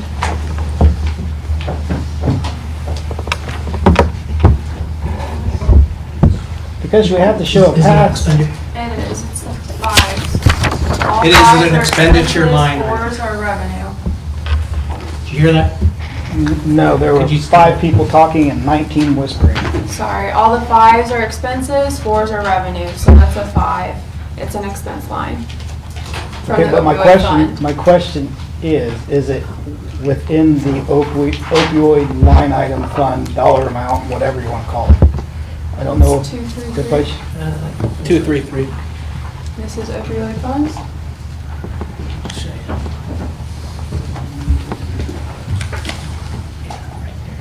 Maybe an easier question would be, will these funds follow the same path that we most recently did with the YMCA roof repair or whatever? I don't remember it being this line. So, I'm trying to think how to make this short. So you have an opioid fund, and that's broken out into 2 different things. Mhm. One is a safe haven, which is associated with the Y for the children. The first one is, I think it just is opioid settlement fund. And that's where the larger And amount of that's money is. correct. Correct. So that's how it's broken out. So this would be, I believe, without double checking, I believe it's the first settlement fund. It's not in with the safe haven fund, as far as I know. But both of those are together from the opioid fund. The only thing I'm concerned about, I hope we pass this, and I want to pass it soon so we can move on. But like I said in Finance Committee with some other ordinances, we don't have a clear path that can be tested and audited and not come back in a few years later saying, well, the auditor did another audit finding. And that's all I'm trying to prevent. Auditor McGinnis? Thank you, Madam President. The opioid fund is Fund 233. 2068 is the opioid section. And then the fund, or the account that she has is 5511. That is the one that is marked within that fund donations. That is the donations going out to who it needs to go out to. I believe the fund that you're talking about specifically for the Y, that was 233, which is still opioid, but it's 3068, which is safe haven. That's what she meant as far as the separation of the two. And then that was 5509 scholarships. Okay, so you are the current city auditor. Are you comfortable with how this ordinance is written? And it could be, this $25,000 could be followed clear through to the vendor? Yes. Okay, don't worry about it. Okay. Mr. Ratliff? Again, I hope that this passes, and just would encourage, since we have an emergency clause on it, it can take effect as early as tomorrow, and would encourage us to take advantage of that. Okay. Anything further? We have a motion to adopt in a second. Mr. Smith? Again, it says SNAP funds. There is no loss of SNAP funds. If Marion wants to feed hungry children, starving on the street corners, as Mr. Rollins said, That is not what I said. then we should put in there that Marion... Don't put words in my mouth. That is not what I said. Call the question, President. Marion should say, since we need to feed children... I think we need to stop right here, though, because as Mr. Rollins said. Okay. So, no, Mr. Ralph Smith has his right as well as every other council person to make an amendment. Is that your amendment, sir? Clearly state it and let's vote up or down on it, or see if you can get a second. Go on the record with what you want to do. There's a motion on the We have a floor. motion and a second to That vote has to come vote on. first. Oh my God, I've been here too long to teach everyone how to run a business meeting through parliamentary procedure. Who cares if there's a motion to adopt? You can amend at any moment. So, Mr. Smith, if you have an amendment, articulate it, let's see if we get a second and move on. If not, let's shut up and vote. I've already stated my objection, and I've already stated what I would like to see done. I'd like to see it returned to council, or to committee. So you don't have a motion to amend? No. Wow. I apologize to the third ward. I should have campaigned harder. I'd just like to take 2 seconds and let everybody know that every single one of the organizations that Mr. Ratliff actually allocated those funds to does something other than food as well.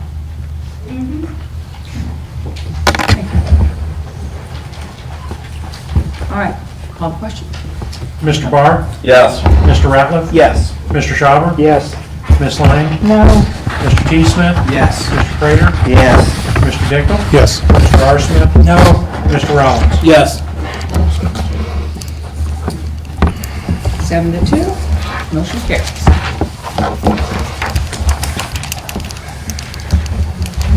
Moving on to item 11, ordinance 2025-126. Ordinance amending ordinance 2025-055, Community Development Program through the State of Ohio's Community Development Block Grant, CBDG, and declaring an emergency.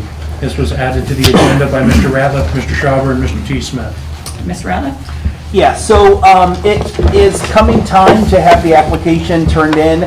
We had had a whole plan of the way we were going to apply for our grants this year, and in our ordinance that we adopted, we had some wrong numbers, and so Evelyn was filling out the application, realized we had some wrong numbers in there. This corrects that, and we really do need to pass this so that we can get that application done and turned in. So with that being said, I will make a motion to suspend. Committee consideration? Yeah, I'll make a motion to suspend Rule 56 first, I guess. I had forgot about that one.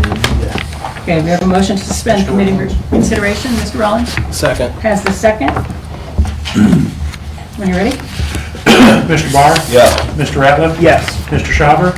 Yes. Ms. Lang? Yes. Mr. T. Smith? Yes. Mr. Prater? Yes. Mr. Dickel? Yes. Mr. R. Smith? Yes. Mr. Rollins? Yes. Motion carries unanimously to suspend committee report. Mr. Rollins? I'll make a motion to suspend the 3 reading rule. A motion to suspend 3 readings and a second, it looks like, from Mr. Smith. Yes, please.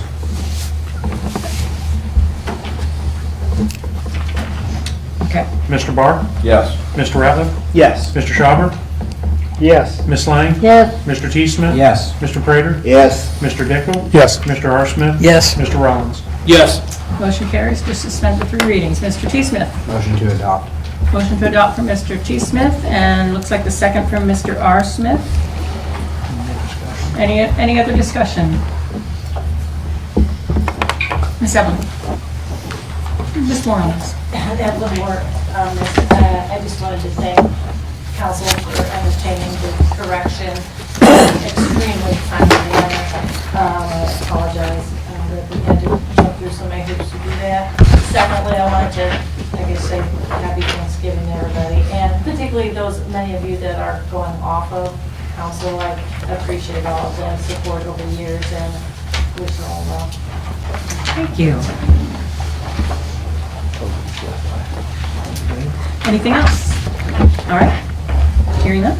Mr. Barr? Yes. Mr. Ratliff? Yes. Mr. Schauber? Yes. Ms. Lang? Yes. Mr. T. Smith? Yes. Mr. Prater? Yes. Mr. Dickler? Yes. Mr. R. Smith? Yes. Mr. Rollins? Yes. Motion carries unanimously. Happy Thanksgiving.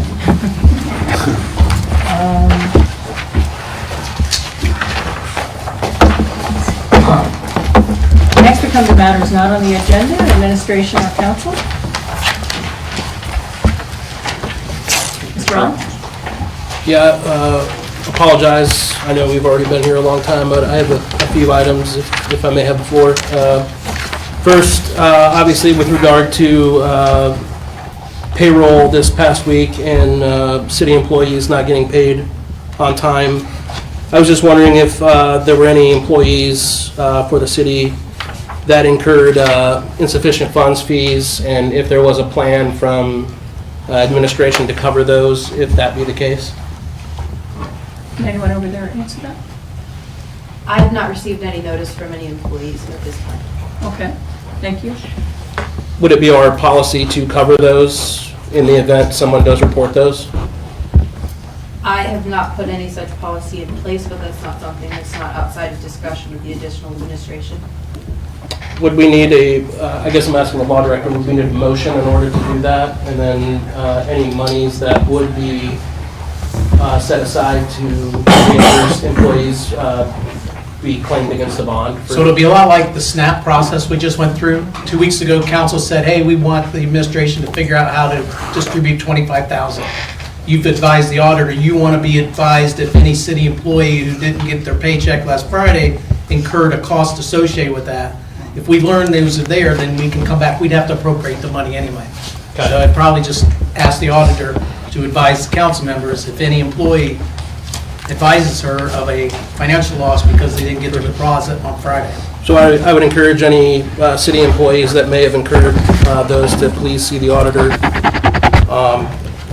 I guess next item, if I may, still have been unable to find record public notice of the TIB meeting that took place a little over a week ago.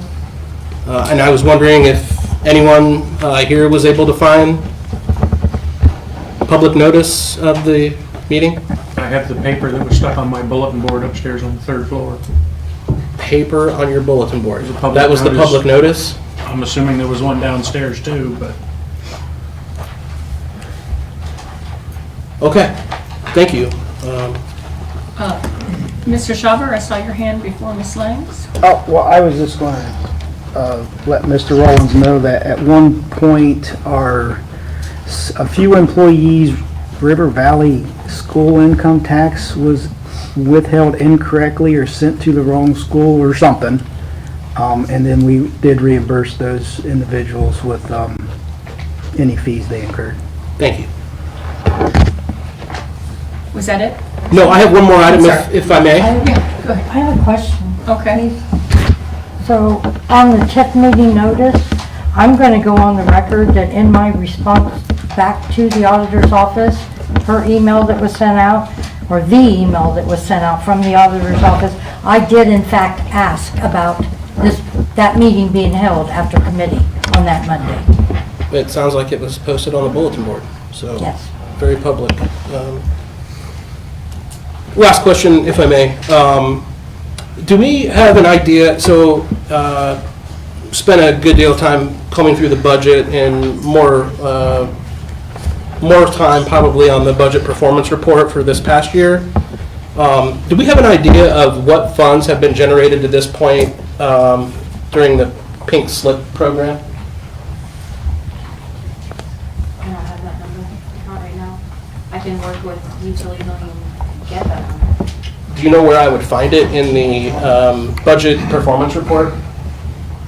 I don't think that you would clearly see that. I don't think it's not like labeled pink sign, Would it be in the revenue portion of? like sanitation. Okay, thank you. Does that help? It does, but I don't think it's there. So that was going to be my next. So maybe for finance, if you could prepare some data on the pink slip program because I'm not seeing, pink sign, pink slip, pink slip. Pink sign, my apologies. But yeah, because I'm not seeing it in the budget performance report, so, thank you. That's all I have. Okay, thank you. Anything else from council or administration? Next is reports, communications, and, oh, I'm sorry.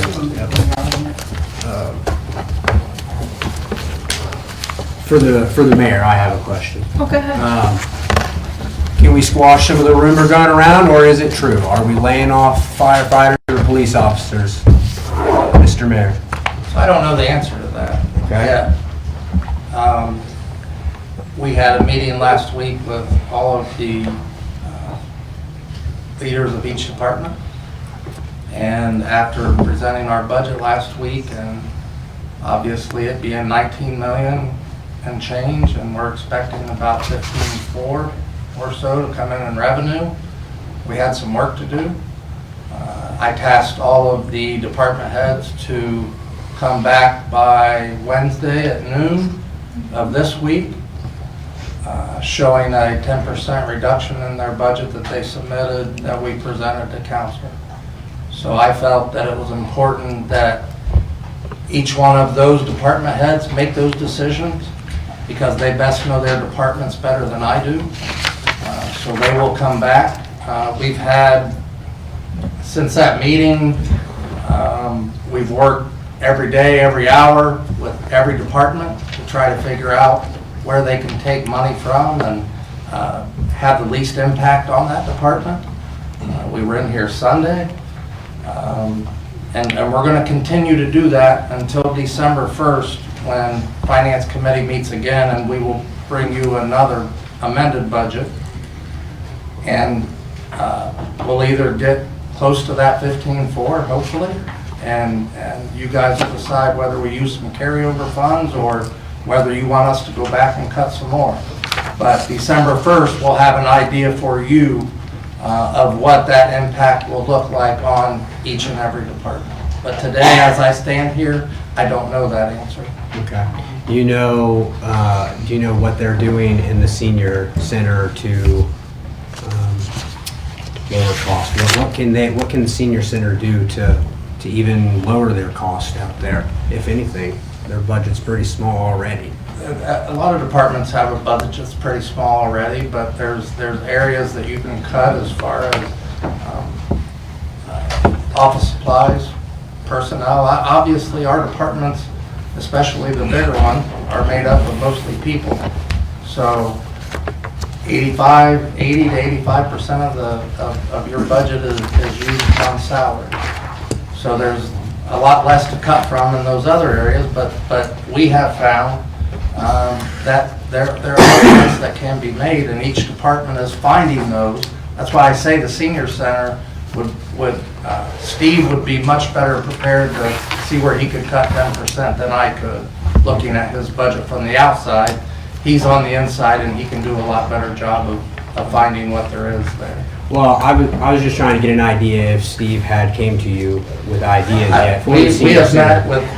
We've met with almost every department since that meeting last week. The reason why I ask you that is because I feel the senior center is not a department that should really be taking any cuts. I'm sure every department head will tell you the same thing. That they feel like their department probably is not the area that should be cut, whether it's police or fire or whoever it is.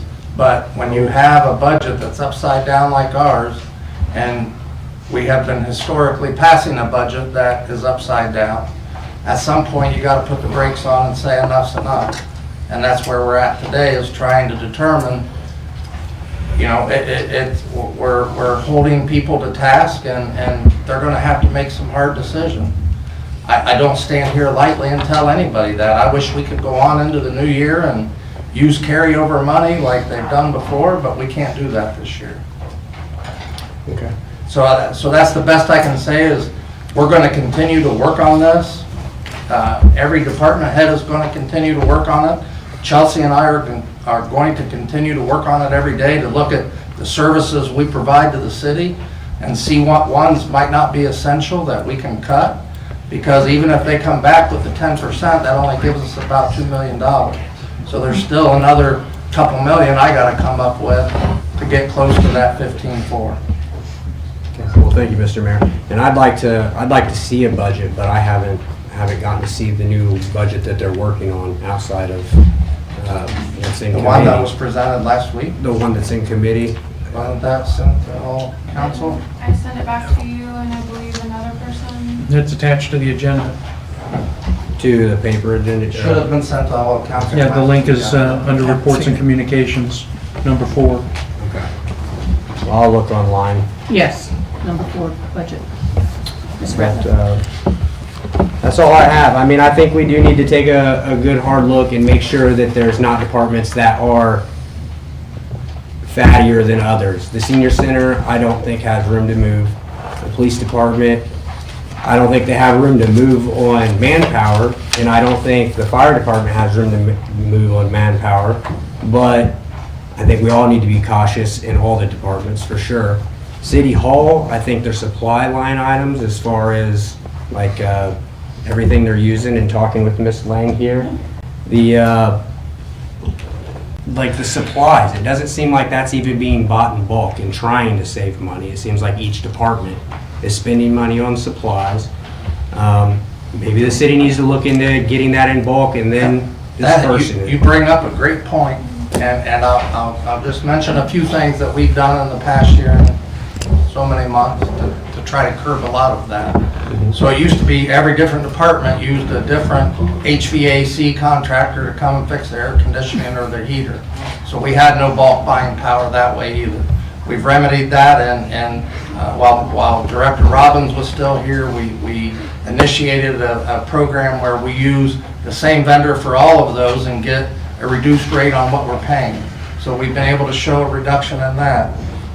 Custodial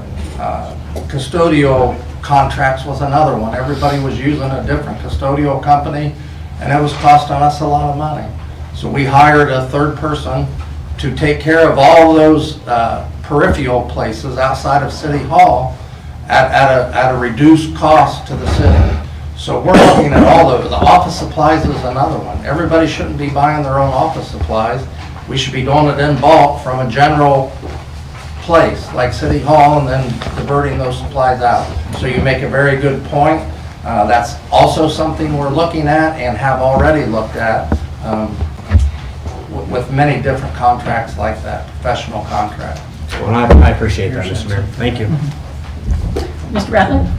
Yes, I just want to clarify and make sure everybody is being treated equal when you say that departments are being asked to do 10%. Does that include city council?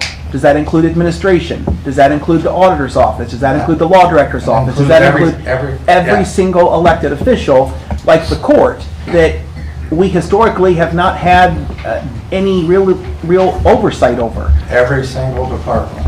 And the court was just up today asking for reports from Chelsea to try to find their 10%. So who's doing city council's budget?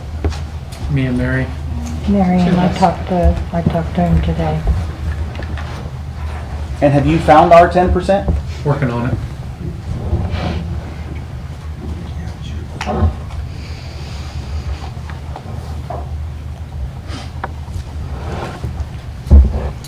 Mr. Arsman? Yes, as far as, we're supposed to get a raise next year. As far as I'm concerned, you can keep my entire raise. I don't need it. If I may. Secondly, I will, I mean, I think that something is in the works right now, but I think if city council needs to roll back the raise at to save money for the city, then that's something that we should do, for sure. So. Then let's do it tonight.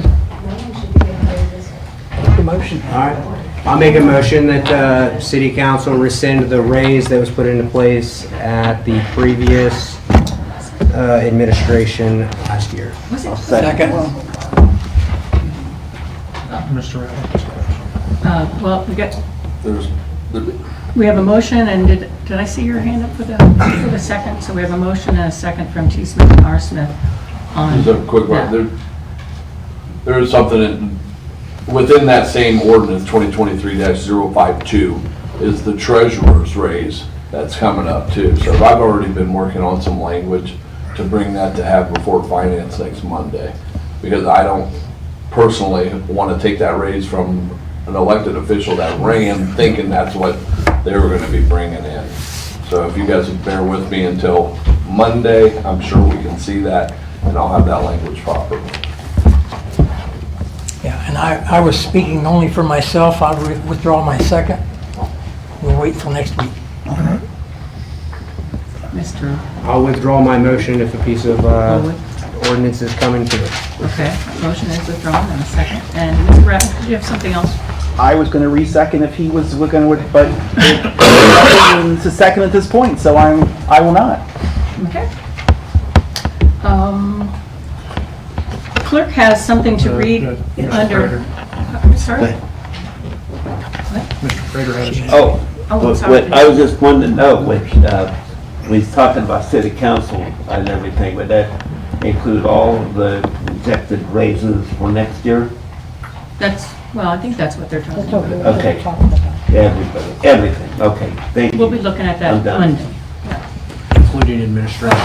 Yes, Um, that's what I know, Under reports and communications, we have something that the clerk will read. We received a letter from the Marion Township Zoning Board letting us know that as an adjacent property owner, they have a request to rezone 280 West Fairground Street and 300 West Fairground Street from it's for Goodwill Industries. They are rezoning from an I2 to an OIA.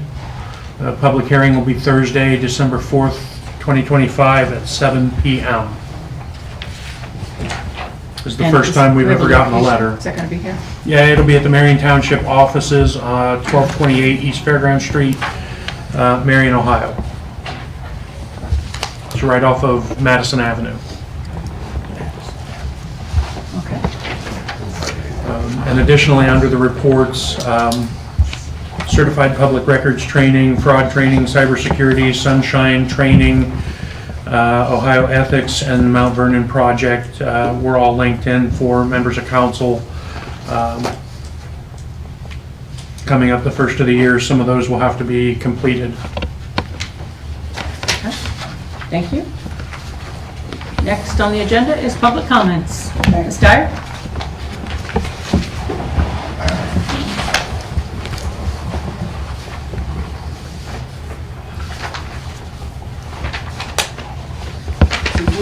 Terry Dyer, 485 North Grand Avenue in Marion. Since we were talking about food and food deserts, I thought I might make a public announcement about some free meals that are going to be in our community. The John W. Mays Thanksgiving dinner is going to be Wednesday, November 26, 2025, 10 a.m. to 1 a.m. at the rec. Thank God we kept that thing open. Yeah. And that's probably about the 20th year that they've done that. I also see that, if I can get it, a free Thanksgiving Day meal, November 27th, open to the public, carry out, 12 to 1. If no transportation, home delivery is available in the Marion area, 11 to 2, and that's going to be at Dayspring Church. 2431 Marion Mount Gilead Road. So that's free and open to the public. And I'm also going to put Scott Spears on the spot. So if you're offering any free meal, call him tomorrow, 8:15, and say where the free meal is going to be. We are anxiously trying to feed our community. So call Scott in the morning if I did not announce it here. All right. And everybody have a nice Thanksgiving. You too. Thank you. Any other public comments? Naomi Craig, 365 Silver Street.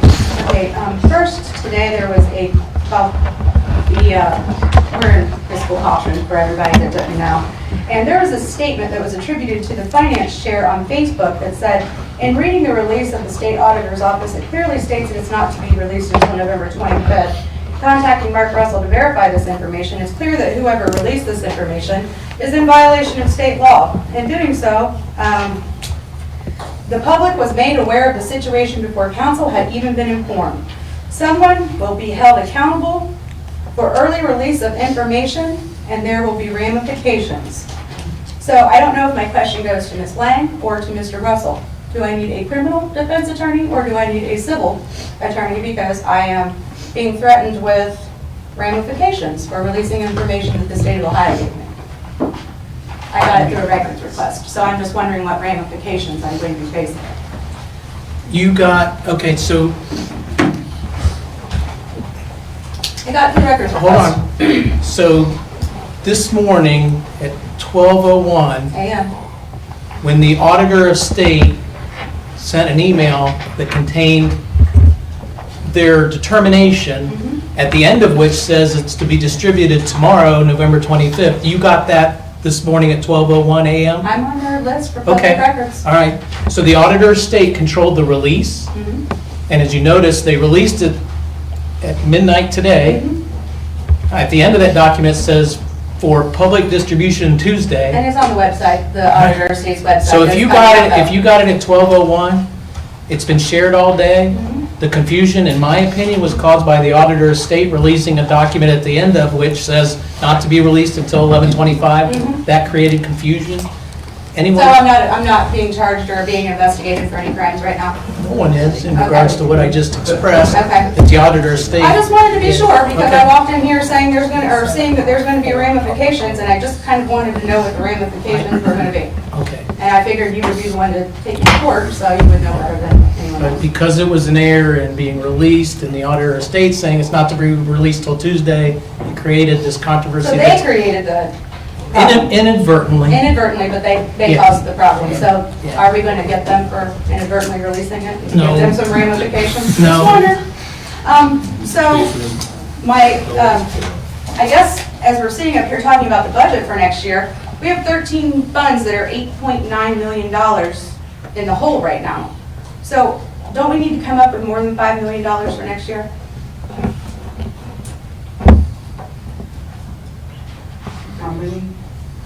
We have 13 funds that are $8.9 million in the hole right now, as of October 31st.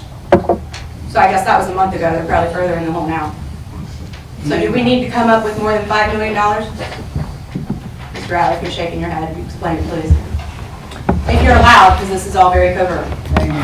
So a budget can have negative line items, but there's also revenue sides to that. So just because a line item is a certain number negative, doesn't mean that there's not cash there to cover that.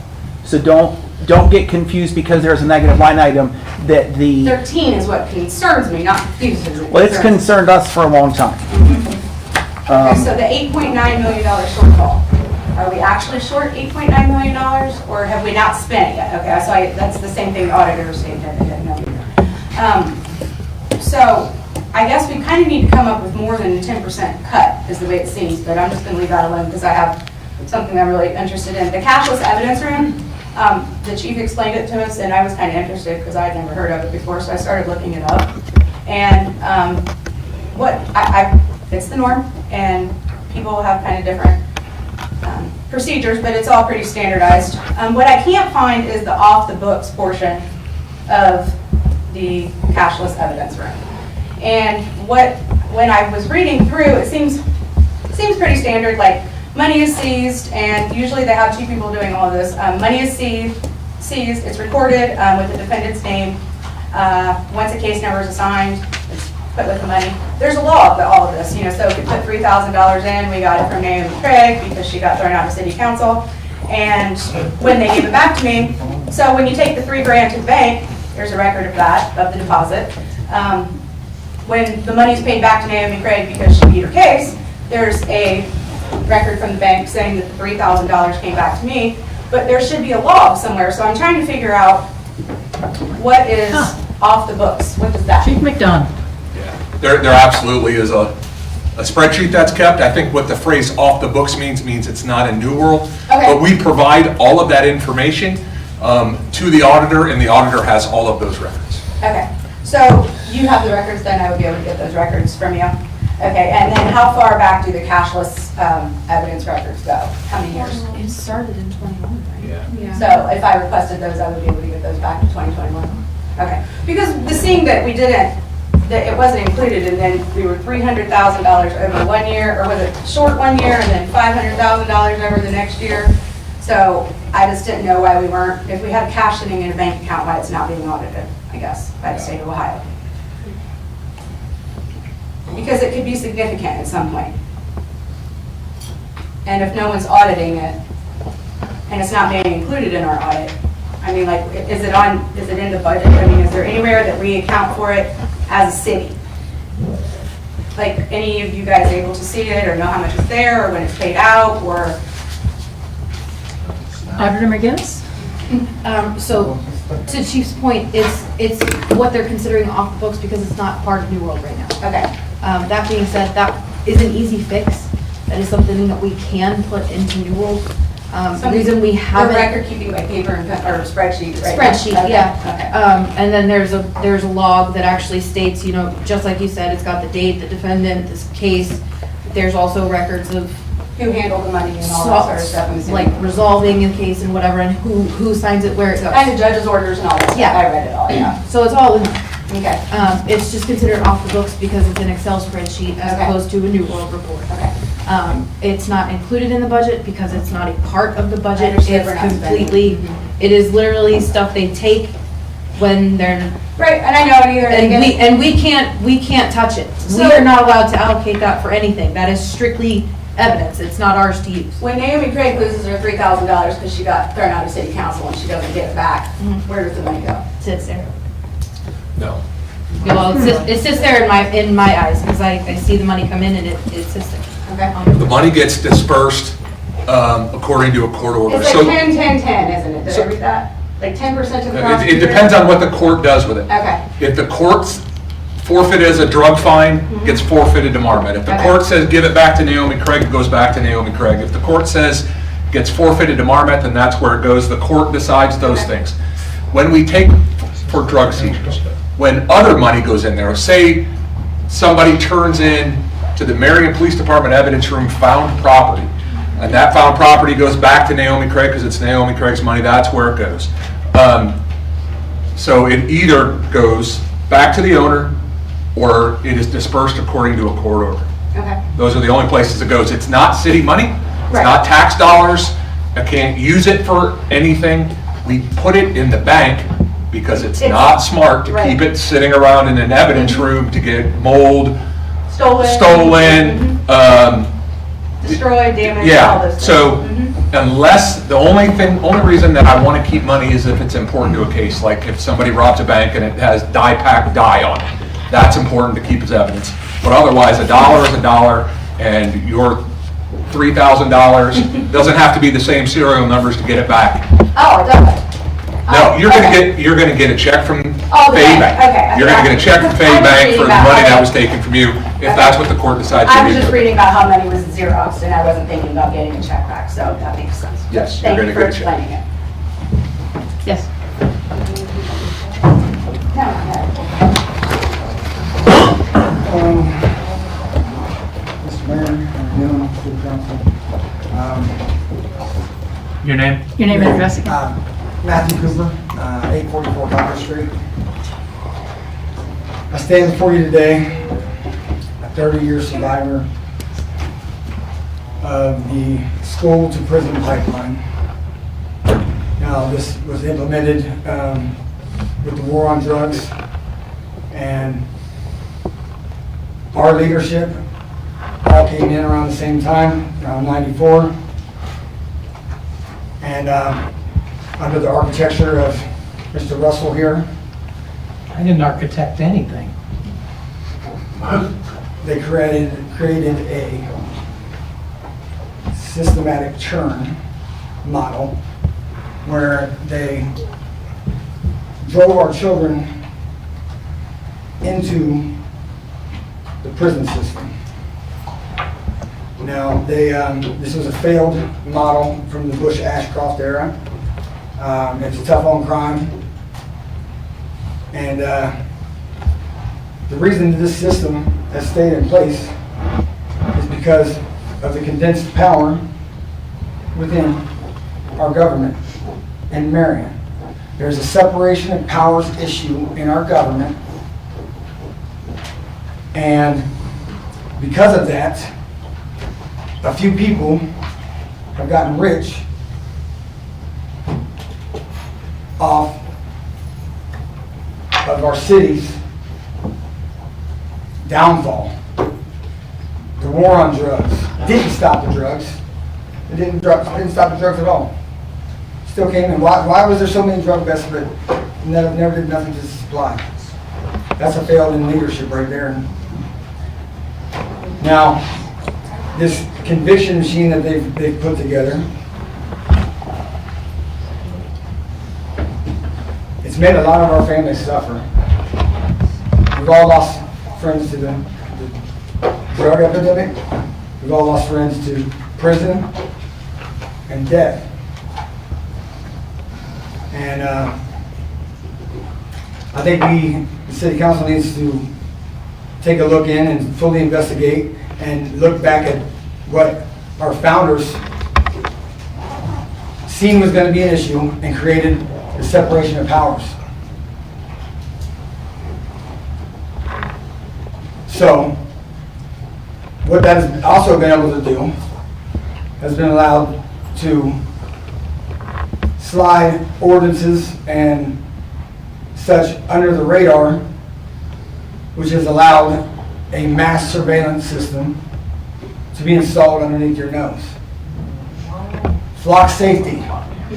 I demand a full investigation into flock safety, what the data is being used for, what data is being collected, because November 20th, 2025, in my criminal hearing, Chief Jay McDonald testified under oath that he had no idea what Guardian mode was. He had no idea what aerodrome was. He also testified to the fact that he didn't know what Operation Summer Heat was, and it was a multi-agency crime suppression sweep by the FBI throughout Ohio. He's the Fraternal Order of Police president of Ohio, and if he did not know about Operation Summer Heat, he's either, there's either incompetence there or straight out fallacy. He also admitted under oath that if a politician went against and did not protect the police, the FOP, him and the FOP would make sure that they do not get elected. That's RICO, ladies and gentlemen. That's organized crime. That's the government masquerading as an organized crime. And we cannot let it stand. I call for a full investigation. It's all public records. November 20th, 2025. That's all I got to say. Thank you, Mr. Madam President. Yes. So, Mr. Cooper, you made many valid points, but one point that was totally invalid, that I, Mark Russell, law director for the city of Marion, had any part in the architecture of the war on drugs. It was actually the prison, school to prison pipeline. Okay, so there's a lot of information Mr. Cooper has shared, but as he also pointed out, he's currently a defendant in a misdemeanor case being prosecuted by the Office of the Law Director. Feel free to look at available records, but it is a pending case, and so we can't make other comments at this time as far as prosecutors. Right, there aren't public records available. Thank you, Ms. Russell. Anything else?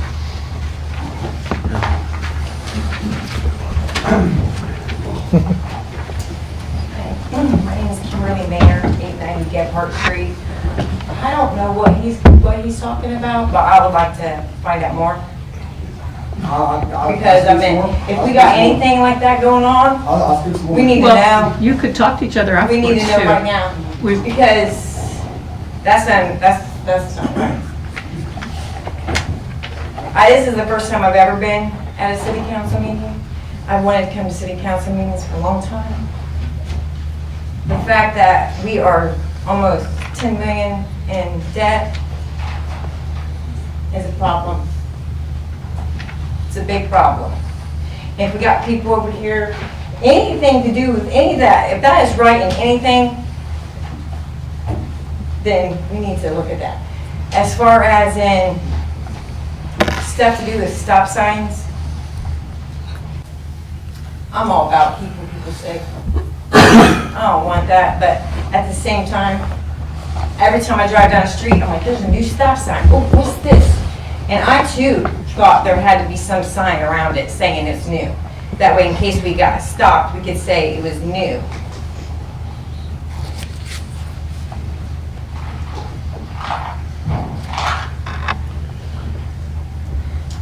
But yeah, if there's anything to do with RICO or any of that, our government, in a sense, is a sham right now as a nation.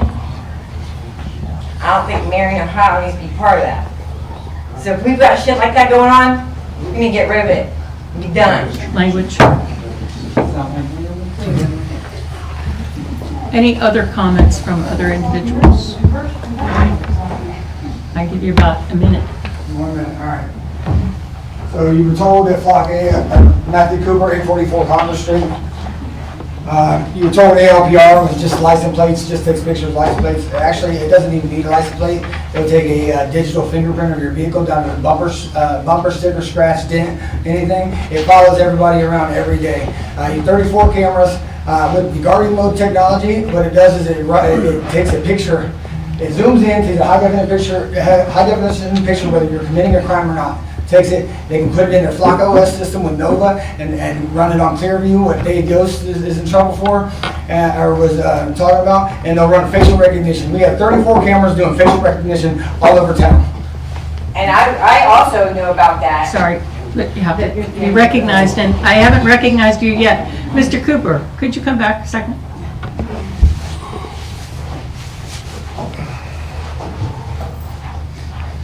Could you tell the council where your information comes from?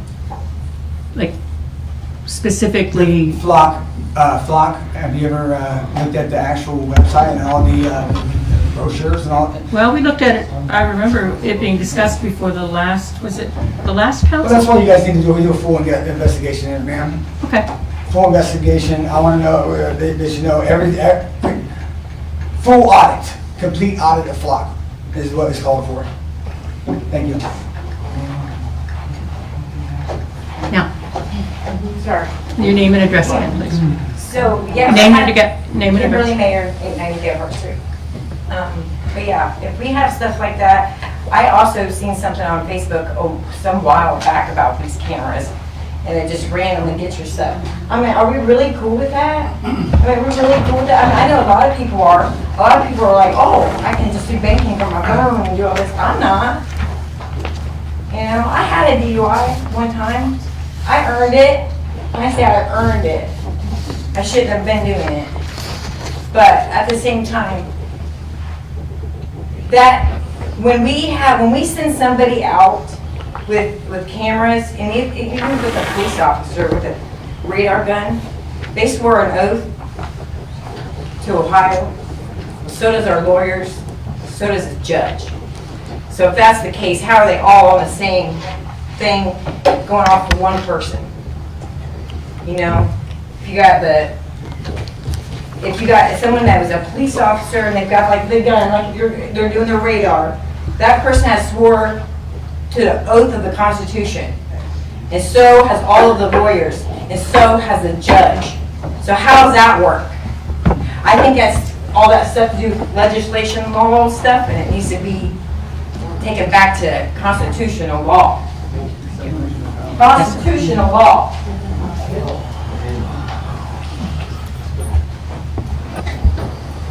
Philip Townsend, 3634 Harding Highway West.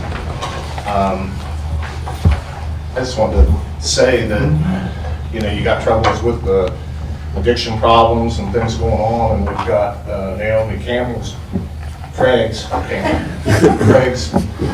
brother getting abducted and murdered, and a confession letter sitting in Marion PD's possession for 40-something years. When you're thinking about laying people off, maybe lay off the lieutenant or whoever, is responsible for that problem. I mean, I grew up right down the street here on Orchard Street. Me and you the same age, you know me. I mean, you know me. And I'm not trying to come at you, man. But, it's kind of like the Navy SEALs. The only reason they are what they are is because they're constantly reevaluating and looking back and seeing if they've made mistakes, how they can be fixed, owning those mistakes. I'm sure it's not proud. It's not a proud moment when this all came out. Sure it wasn't proud for you. I mean, you're the chief of police. You're the mayor in a very unique position that you spent your whole career in the police department, from foot soldier to lieutenant to chief to mayor. I mean, you've got a very unique perspective to say, you know what, we need to go back through here and see who else we've left behind. I mean, there's other cases. You know that. There's other cases. The Robinson girl. Like I said, I grew up, my dad was an executive with State Farm, so I grew up in an executive household. My mom was a worker at Tecumseh Products. So I grew up in both worlds. I've sat in people's house where, I went over to somebody's house to smoke a little smoke and eat some pizza and watch a movie, and then somebody comes in to buy some weed and they tell a story about somebody they just murdered. This stuff happens a lot in there. You wouldn't believe how many different conversations about things. You just happen to be in the right place or at the wrong time, or however you want to say that. There's a lot of information out there, a ton of information out there, that nobody's asking. I mean, I've not heard a word from anybody since the story was released about Naomi. I've not heard a word. Not a word. As I said, I'm sure you're not proud of it, but it's leaders lead. You gotta take the strong town stuff and the parades and all that kind of stuff and go eat dinner at the senior center, but you gotta take the good with the bad. You want a strong town, you want your citizens to love your city. Include all of us. Include everybody. Let everybody know that you're going to fight as hard for them as you're going to fight for the wealthy people or the people to have. I just would encourage you and I challenge you to do better. I'm not against you. I think you are trying. You're far from perfect, as we all are. I would encourage you to, you came in 2 years ago. You can't turn back the time, but quit worrying about blaming people. I'm not saying you are, but if that's the case, let that come out in the wash. Let it come out in an investigation. Let's work together. Let's fix things. Let's get things done. I was raised true blue. I vote independent. The last thing I'd like to say is to any Christian on the council, the Bible says, Jesus said, what you do to the least of these, you do to me. Snap. Have a good day. Thank you. Y'all clap. Get them out. Ms. Gray. 65 Silver Street. I do have one thought. I wasn't even going to bring the mother situation up to city council after I got screamed at the first time. But I know we don't have any money now. I would encourage the police department or whomever to maybe hand off some cases to BCI. I know they have some funding. I had begged Marion County to do it for years, and they would not. I think I probably know now why. But there are families that deserve answers, and they might be laying downstairs in the basement. And if we can get some rape kits ran, or possibly solve another murder, who knows? The families deserve that. I didn't need these answers. The people that are all dead, my family, they needed these answers 43 years ago. So let's not make any other families wait a half century and everyone be dead to get the answer to something that plagued them for their whole lives.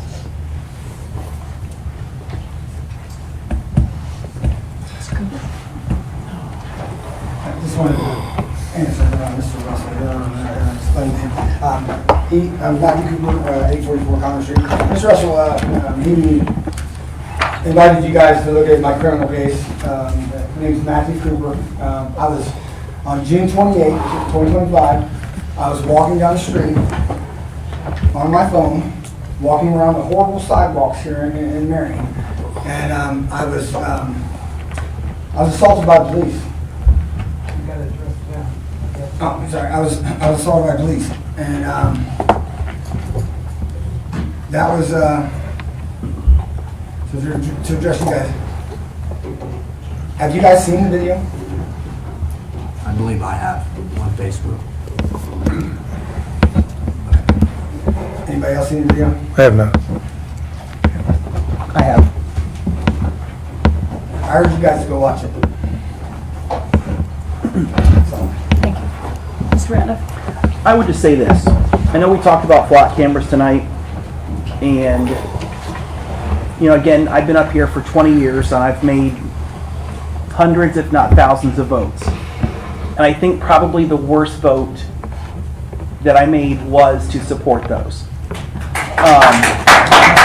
Secondly, I will say that without a doubt, a representative of this city, and it should be a current or former police chief, owes Naomi Craig an apology. I don't want it. Save it. Third, I will say I don't know what happened with the video that was talked about before the video started or after the video started. But unless it was something significant and unless it was something major, instead of being owed charges, Mr. Cooper is owed an apology as well. And so that's all I will say about those. Anything else?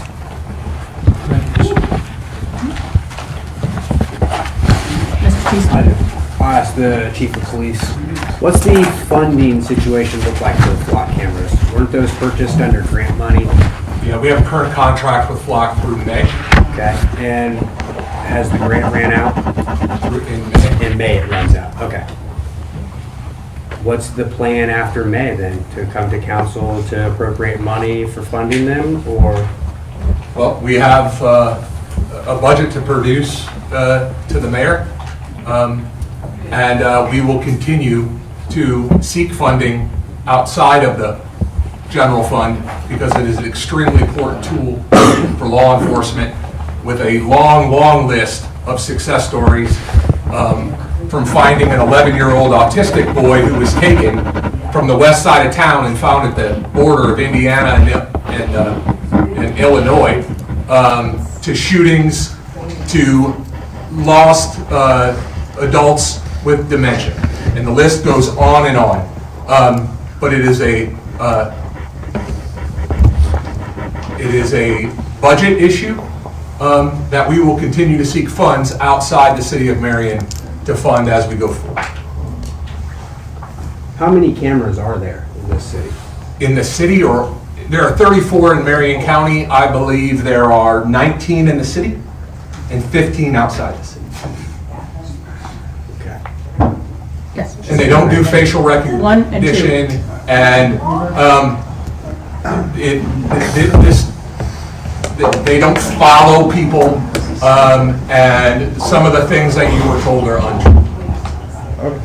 Okay, I recognize Mr. Cooper first, and then you'll be up. All right, so we'll get, go back to Matthew Cooper, 844 Congress Street. We'll go back to the reason that, the real reason that, I was stopped on the 28th. On May President, on May I think 21st. it's important, if I may, it's important for everyone listening to recognize there's a pending case against Mr. Cooper. You shouldn't be up there, dude. You should not be talking during the case. So, Listen to your lawyer. I am. Look. Hot list. What's a hot list? Chief? You're just talking to the council. Okay, so a hot list, right, so, the reason I was stopping is, I've been arbitrarily put on a hot list. Now, a hot list, what it does is, it don't just go away when those are put on there arbitrarily. They don't even have to have a reason to put you on a hot list. Marion, Ohio has about 1,800 hot list hits a month on their cameras. Now, with a population of 36,000 people, that's 1 in every 26 people are on this hot list. Explain that. Wait till you think. Madam President, members of council, as I've mentioned at least 2 times before, there is pending in this actual courtroom a misdemeanor charge against Mr. Cooper, for which there was a hearing on the 20th last week. Mr. Cooper, as he just expressed, is representing himself. But my concern is he's attempting to influence our community with statements that he's alleging, but there's no support for. I've asked the administrator in the city of Marion whether they have a hot list. They have advised no. I think this discussion should end, in my opinion, as a misdemeanor prosecutor, because I don't want to influence a jury trial that may take place within the next few months. And this is the wrong forum for Mr. Cooper to defend himself. Thank you, Mr. Russell. All right, anything further? All right, we'll move on to committees.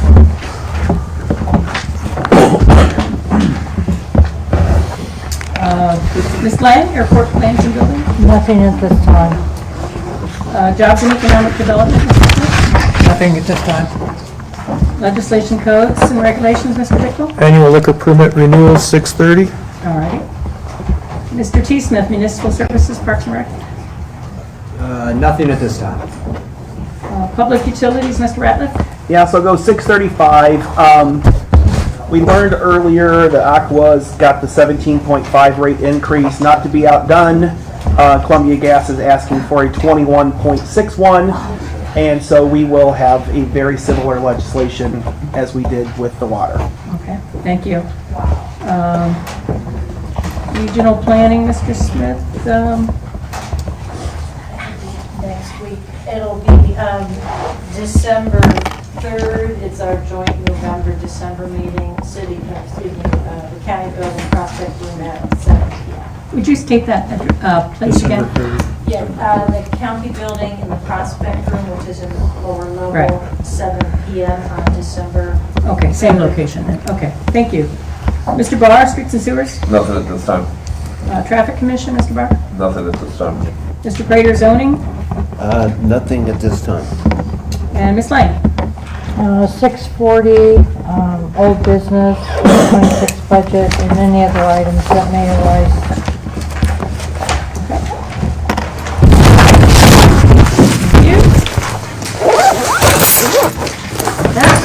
We are adjourned.